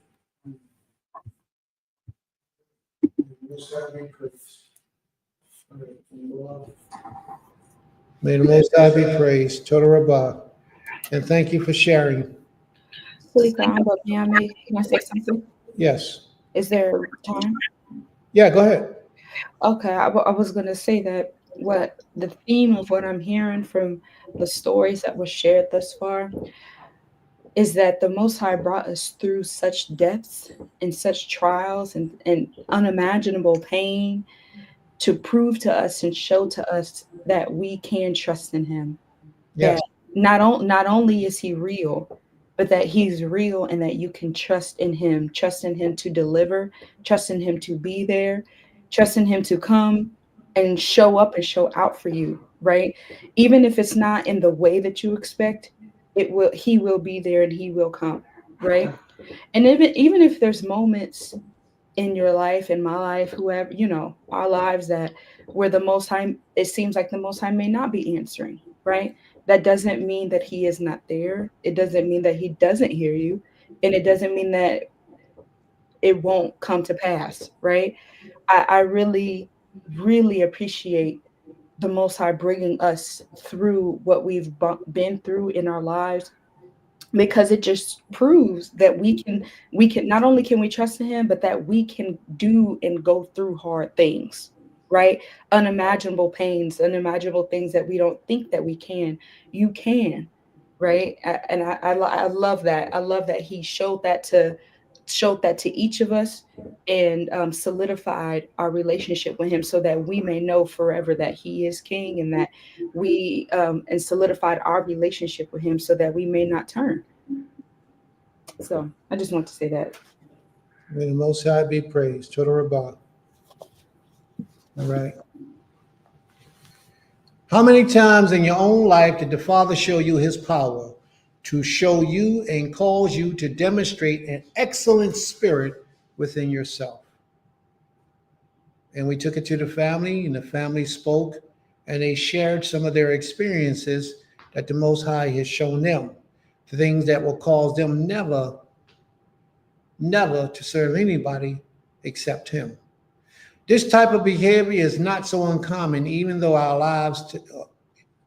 throughout our lives today. For many of us can speak of special personal experiences or miracles that were used by the Father in our lives to get our attention, and it did. But just for a little while, and at that time, we would become the most respectful servant ever. Think about it. When that happened in your life, you experienced the hand of the Creator, you was on point. You was the best you could possibly be. But it only happens for a little while with a lot of us. We would be so appreciative to the Father for being mindful enough to give in our time of need, and the Spirit that was upon us filled us with joy and an energy that was indescribably with words. You can't describe it. It's indescribable with words. For many of us, we pray that the feeling will never leave. There are even times when the Spirit will become so overwhelming that tears will burst from our eyes and snot will build up in our nose, and on our lips, our lips would quiver and shake. This is how you know you've been visited by the Almighty. When that Spirit comes upon you, it never leaves until you allow it to deliberately leave by you entering into sin. Sin causes this holiness to leave and ungodliness to enter in. When that spirit, that overwhelming emotion comes upon you, it won't go anywhere until you force it to leave by becoming opposite of what you have been preordained to become. So let's say you went through a time of hardship and you prayed to the Creator for some healing, and He heard your prayer and gave you exactly what you asked for. Like when my wife says she's felt that hand come down and that energy touch. I promise you, that joy never left her. That overwhelming energy of appreciation never left her until she went out in them streets and started doing whatever she did. And then she became a regular person. But as long as that energy, you're embracing it and you are allowing it to manipulate your life, it will stay with you. And it will always be on you until you force it out. One thing I can't understand is how it is so easy for people to believe in the power of the devil, but deny the power of the Most High. It don't make sense to me. Oh man, life ain't going so good. All right, I'm going to sell my soul to the devil. Why can't you sell your soul to the Almighty? Why can't we use their tricks that we know they do, and we can't do that to give the glory to the Creator? You hear these stories about people laying out late at night, going out in the forest, creating a fire, dancing around the fire, and praising Satan. Why can't you understand if a person can conjure a negative energy, that we can also do the opposite and conjure a positive energy? Why can't we imagine that? If life is not going so good for you, why can't you do what they did, but in a righteous way and in a positive way, and bring about that energy of righteousness in your life? Why can't we do that? Have you ever thought like that? All right, let me give you an example of what can be done. I'm going to give you an example. Do you know that people who practice black magic and sorcery and witchcraft and put curses and hexes on people, they could take a strand of your hair and curse you. They can take anything that belongs to you and curse you, because anything that belongs to you has your spirit on it. That's why they can utilize those things. They can take a photo of you. I've heard stories of how women will take a photo of a man that they wanted to put a hex on, and they get other women to come around. They'll put the picture down with the candles and the menorah, the Magen Dawid in the circle, and they all sit in that circle, light those candles, and chant curses upon that picture. And it brings curses in the life of that man. This stuff is real, whether you believe it or not, it's real. And they bring curses upon that man's life. You see the power of prayer? Even in darkness, the power of prayer is real. So why is it that we can't do the same thing in positivity and in righteousness for an individual that we see is suffering, going through hard times? Why can't we bring that brother up? See, church got that right. Why can't we bring that brother up and stand at the podium and all the people in the community come and put our hands upon that brother and pray to the Almighty to bring blessings and peace and prosperity upon the life of that individual? They got that part right in the church. They just give it to the wrong deity. Why can't we do these types of things? Because we can. But the problem is we are so upright and uptight that Israel don't care enough about each other to bring about the profound principles of helping each other. We're quick to talk bad about somebody, but we're slow to bring blessings upon the life of somebody.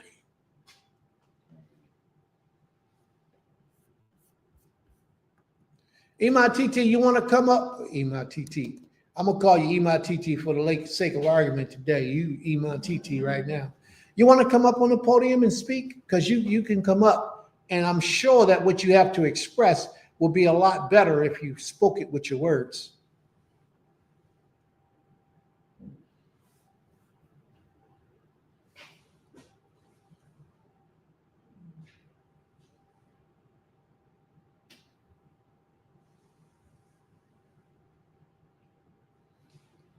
All right, let's rock and roll. There you go. Okay. Shabbat Shalom. I would like to give all thanks and praises to the Creator of the heavens and earth that we dwell in, that He's gracious enough to let us dwell in. I like to show support and respect to Hanasi Prince Kaz, Princess Medaya, Your Akoti, Majesty, Your Majesty. Akoti Autumn, and Elder Mattathias that's sitting on the panel. So my testimony is the Creator inflicted my daughter with an illness that is a very rare illness, and it just came out of nowhere. And because she became ill, we had options of either sending her into a nursing home, or we just shut everything down and I be the full support caretaker for her. So my option is I am not sending my only child to a nursing home. I don't believe in that. And, realizing that we were no longer being able to bring in an income, what were we going to do? So I called my mom. My mom instantly said, no worries, you guys come here. And my mom has been very supportive to us. But it's funny when we shared what was happening with my daughter with family members, close family members who should have been a part of helping out with my daughter, they disappeared. And the least likely people we thought to show up showed up. So we found that very interesting, and we were very grateful to the Creator for that, because we thought they would be the first people to hightail it. And also our friends, they were just, and they still are, so supportive and do everything in their power to make sure that we're safe, that we have what we need. Anything that needs to be done, they come, and help me, and they do so many different things to show support. And I'm just grateful to the Creator for that, because, when you're a person that have come into law for 18 years, you understand that it's not about you, that the only way I can serve this Creator is to serve His people. Mm. There's nothing I can give the Creator. You understand? The only thing I can do is service his people. And that's how I show the Creator that I follow, the things he left on record for me to follow. So that's what I do, and that's what I've done all my life. But when adversity visited me, it was funny how people just thought I would ask for something. I'm going to be specific. They thought I would ask for money. And the Creator has sent me a daughter who's very intelligent and said, Ma, you always need to save. When you get paid, pay your bills, but pay yourself also. So because I've done that, I'm able to sustain many things without any help from anyone. And, it's just been an interesting journey. And through it all, we still praise the Creator. We're still very happy. I mean, this is something that we have to push through with a lot of doctor's appointments and things like that. But it's just an interesting thing to know that the Creator, although he may inflict you with something or put you through something, he still is highly to be praised. Mm. And had it not been for the Creator, I'm sorry, I don't know how I would get through this.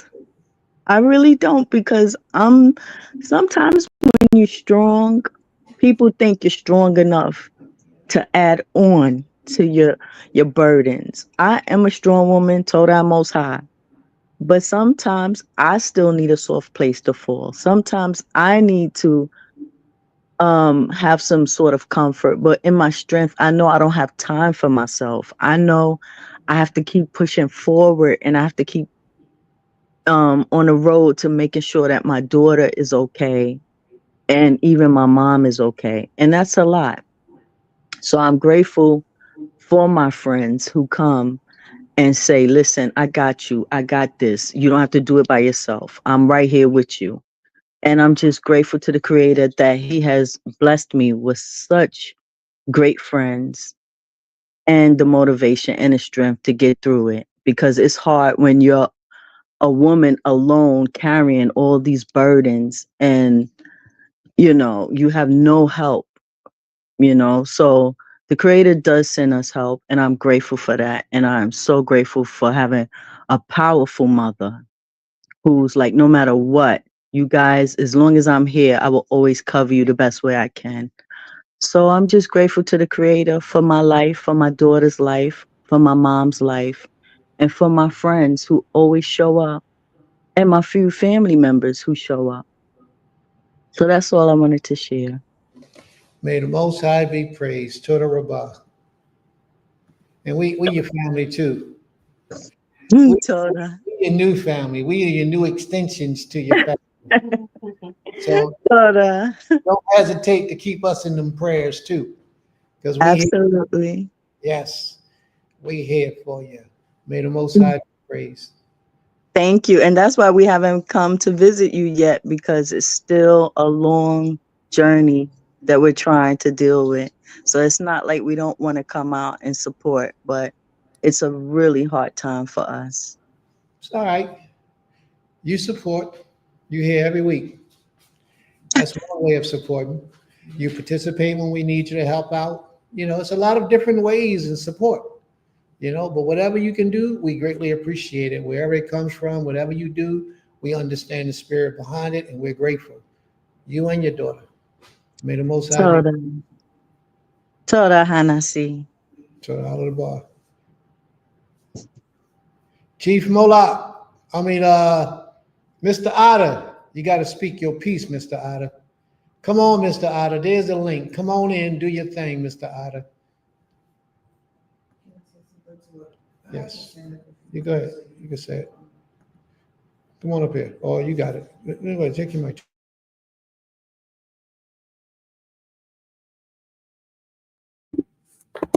Now, I just wanted to comment on what Imatiti just said about having strength. And one thing that happens a lot of times with women or strong women, a lot of people don't lend you a hand or send you words of encouragement because they see you so strong, so they don't feel you need that. And so, you know, when you testified about that, and you mentioned that, you know, definitely spoke to me, because that happens often. You know, people are, oh, you're so strong, you got this.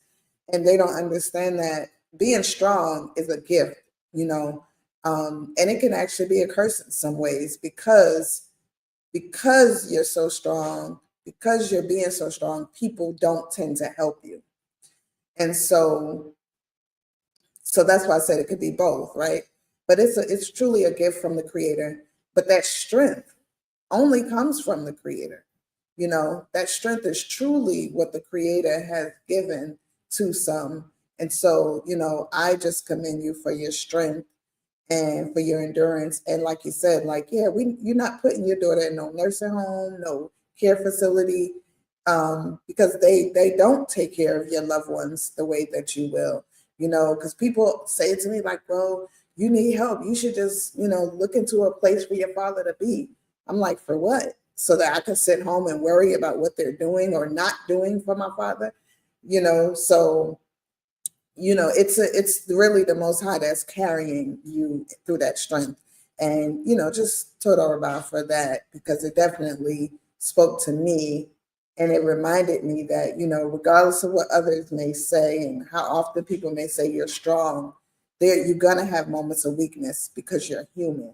And it's okay. It's fine. And I know for me, the battle comes from proving to people, you know, how strong I am through the hard times, because that's what people expect you to be. They don't expect to see you cry, to be broken, to even feel, you know, like, you know, you're not okay. But I've been told, you know, so many times throughout this process to just release that notion that you have to prove to everybody your strength and how strong you are, and just let it be, like, let it go and release it in the matters that you know are best for you. So yeah, say who Toda Rabbi again, and Zena TT Toda Rabbi. May the Most High be praised. Toda Rabbah. Toda Rabbah. But Sister TT, that's what this is all about. Being strong for others.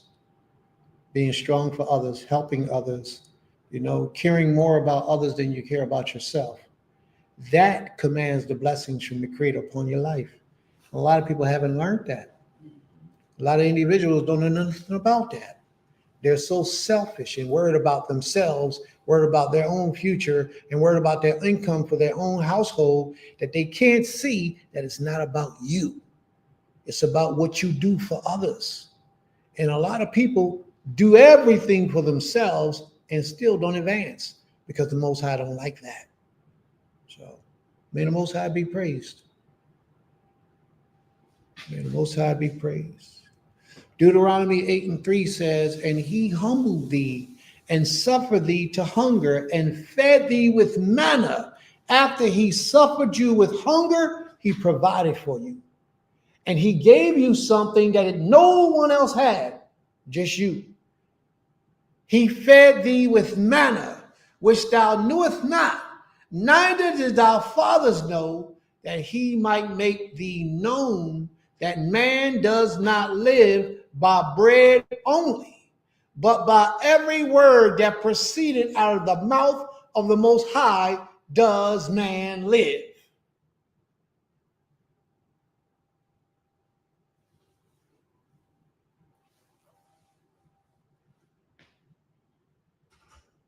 Every word that proceedeth out of the Most High's mouth does man live.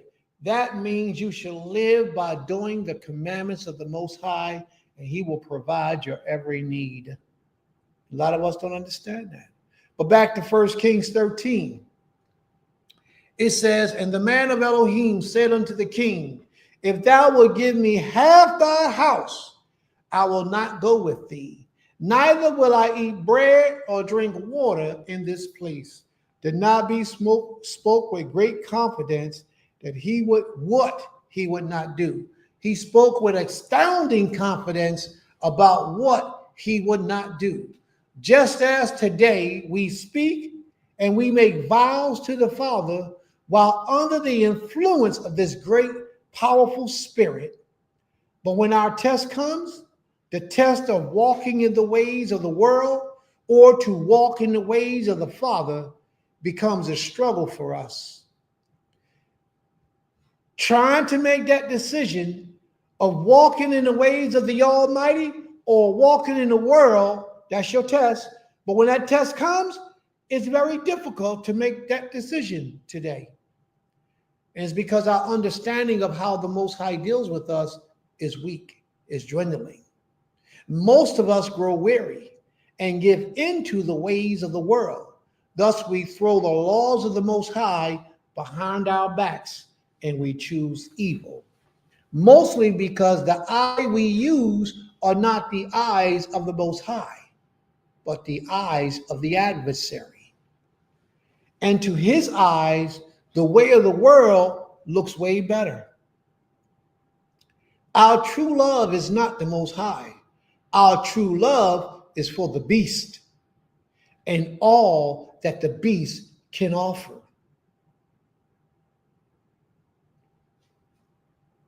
He said unto him, I am a prophet also as thou art. And an angel spoke to me by the word of the Most High, saying, bring him back into thine house, that he may eat bread and drink water.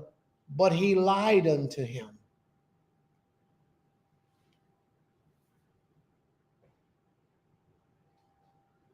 How many times in our lives were we deceived by the smooth-talking person? The Nabi probably was hungry and thirsty, and the old prophet knew just what to say to get the Nabi to turn again against the commands of the Most High and do evil. This is something that I learned in my youth that I hold strong even till today. How long has the adversary been here? Adversary been here since the day of creation, right? Do you think there's a scenario in life that the adversary hasn't experienced? So with the adversary having such ancient knowledge, he can very easily know how to trick you and to deceive you. Very easily.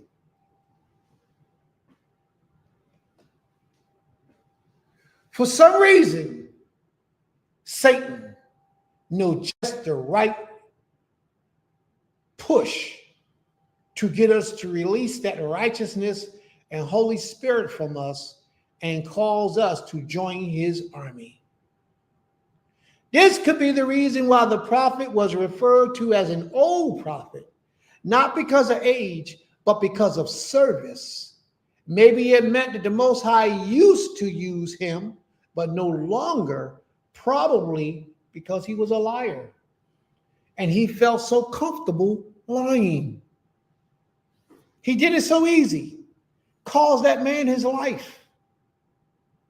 And he cried unto the man of Elohim and came from Judah, saying, thus saith the Most High, for as much as thou hast disobeyed the mouth of the Most High and has not kept his commandments, which the Most High thy Elohim commanded thee, what the Most High has commanded you, but cameth back and has eaten bread and drunken water in this place, of which the Most High did say to thee, eat no bread, drink no water, thy carcass shall not come into the sepulchre of thy fathers. And it came to pass, after he had eaten bread, after he had drunken, and after he sat on him an ass, to wit for the prophet whom he had brought back, and when he was gone, a lion met him by the way and slew him, and his carcass was cast by the way, and the ass stood by it, and the lion stood by it. Family, we have the power to be free. We don't have to choose death. We have the power to serve the Most High great King. He has given us power over evil. Yes, we can resist evil and live forever in prosperity. Please, family, we must first become free in our minds by showing the Most High we love him by keeping his commands. We are to love our brothers and our sisters as ourselves, to cleave unto the Most High and keep his commandments. The deceiver and evildoers are going to reap their rewards in this earth. This earth is their heaven. Scripture says that the earth has been given into the hands of the wicked.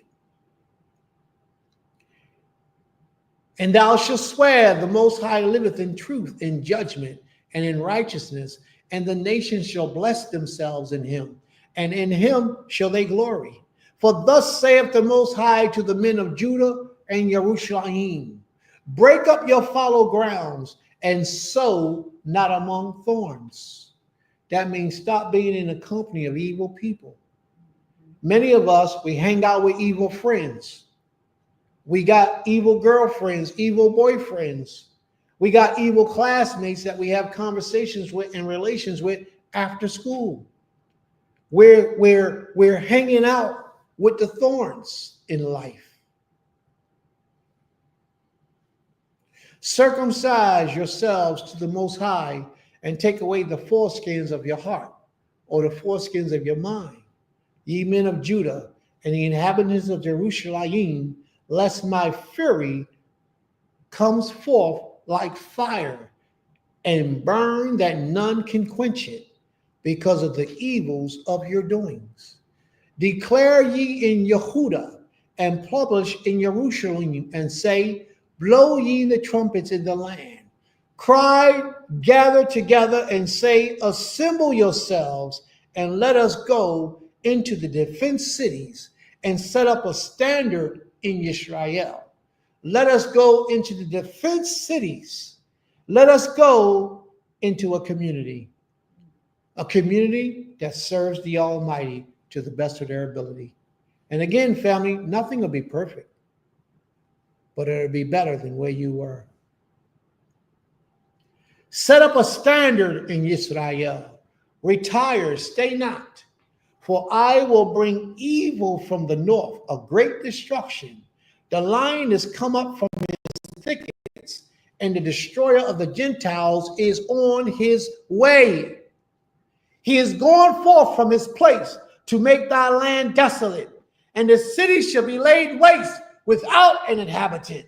For this gird you the sackcloth, merriment and howl, for the fierce anger of the Most High is not turned back from us.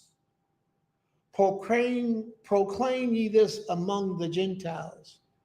Proclaim ye this among the Gentiles. Can y'all hear me? Proclaim this among the Gentiles. Prepare for war. Tell the Gentiles to prepare for war. Wake up the mighty men. Let all the men of war draw near. Let them come up. Therefore, thus will I do unto thee, O Israel, and because I will do this, prepare to meet your Maker.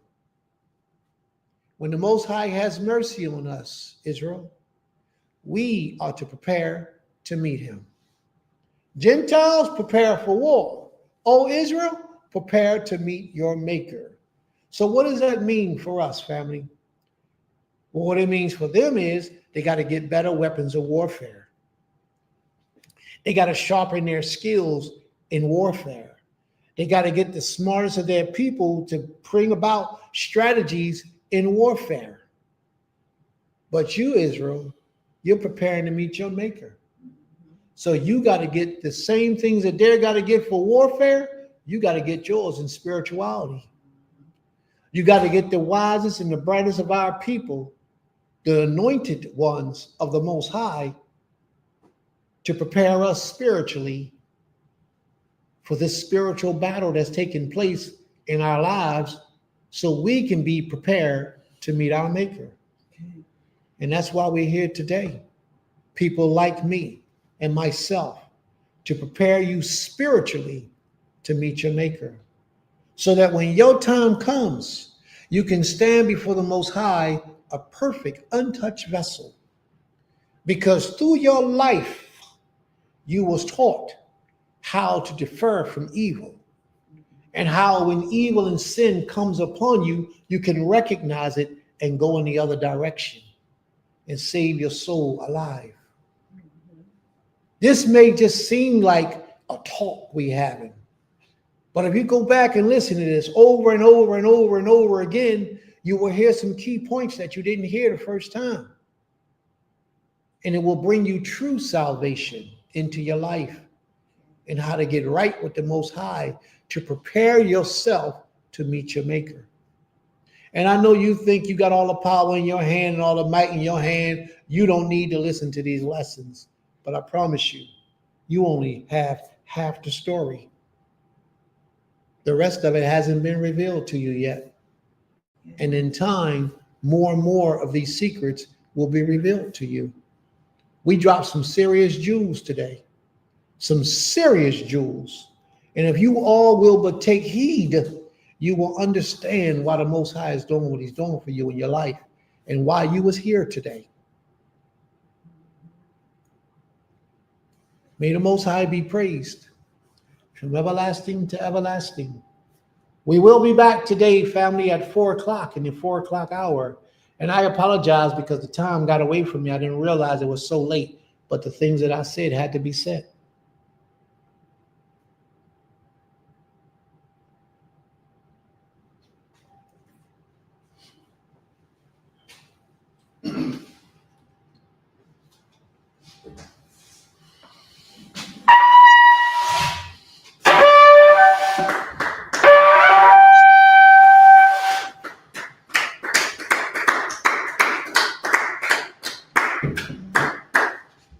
May the Most High be praised. The lights, please.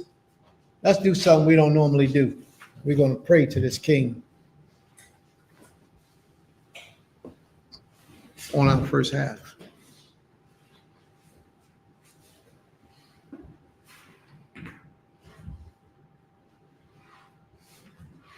Most High, our power, our King, our Master, we come unto you at this time asking for permission to approach unto your throne.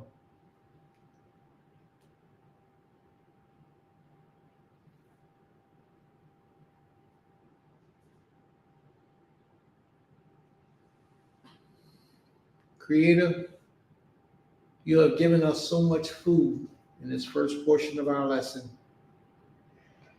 We ask, Father, that whoever the message was for, that they heard the message, that they take heed to your warning, that they accept and embrace the power that you have placed upon their lives, the relationship that you have put them in with you. We pray, O great King, that our people will turn from their evil ways and adapt the ways of righteousness, that we will walk in your truth and obey your voice and hear you when you speak unto us. Heal us of all evil and negativity and all things that hold us back from drawing closer to thee. Have mercy upon our souls.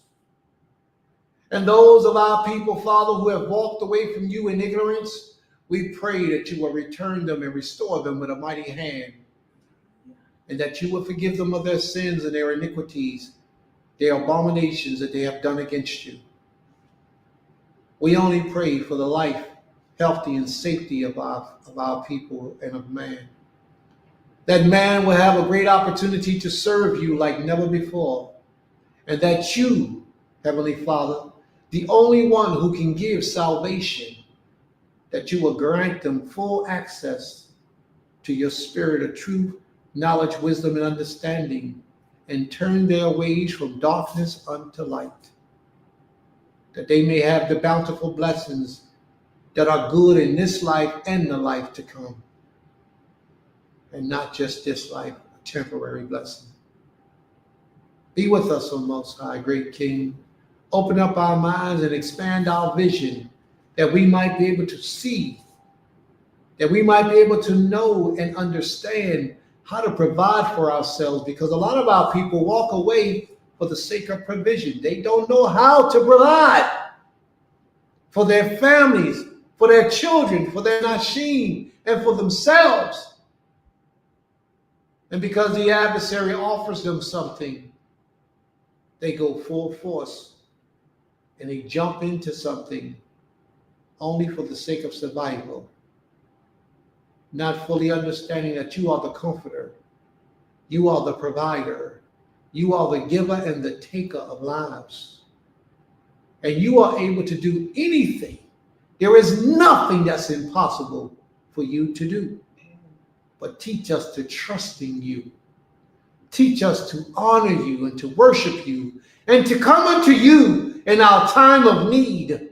When the pressure gets strong and the adversary has his hand upon our necks, teach us to trust in you for deliverance and for true salvation, that we may never disrespect you, that we may never walk away from you, that we will always serve you and glorify thy holy and righteous name. Rather, the adversary comes to us by way of illness, by way of loneliness, by way of poverty. Allow us to stand strong. And great King, there are many of us who are practicing idolatry today, and in their idolatry they are suffering. We ask that you will bring them through, that you will cause great blessings to come upon their lives so that they turn from their idolatry into the fullness of you, that they begin to worship you like never before. There are so many of us, Father, who practice idolatry and are sick in our bodies and our minds, but help them to hold on, to find you, Father, to turn from their idolatry and be healed by your power and by your might, and acknowledge it and give all praises, glory, honor, and credit unto thee. Save us, Father, for we are your children, and we trust in you for our provisions, for our safety, and all that we shall have. Glory be unto thy holy and righteous name. For thou art our master, and you shall live forever. Please forgive us of our sins and our iniquities, and our abominations and our abominable thoughts that we have committed before thee. Have mercy upon our souls and enlighten us. Enlighten us to grow and to be our very best, to serve, honor, and worship you like never before. Help us and heal us, for a new day and a new time is at hand. We need you, Father, more and more than ever before. Expose yourself to us in the rawest form. Help us, Father, out of these conditions of sufferings and pains that we have in our lives today, that we may know that there is a brighter hope, there's a better way, there's truth to your way. Unto thee, O great King, we pray now and forevermore. Please forgive us. Please bless us, strengthen us, and do not forsake us.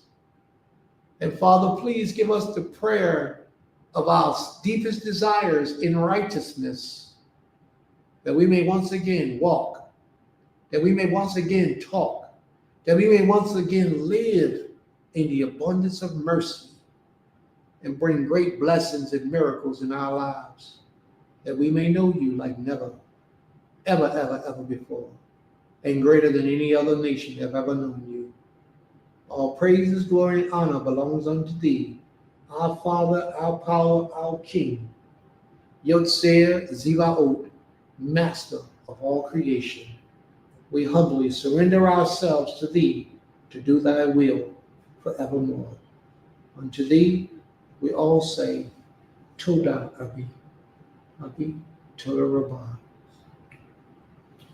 Thank you, Most High, for hearing our prayers.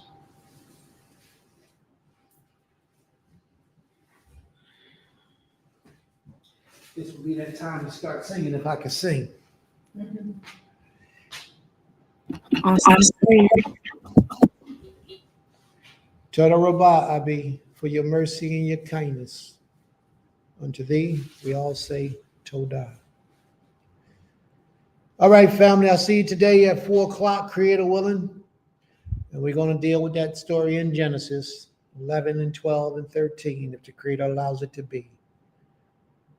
Thank you, family. Toda Rabbah. May the Most High be praised. Torah Rabbah. Shalom, shalom.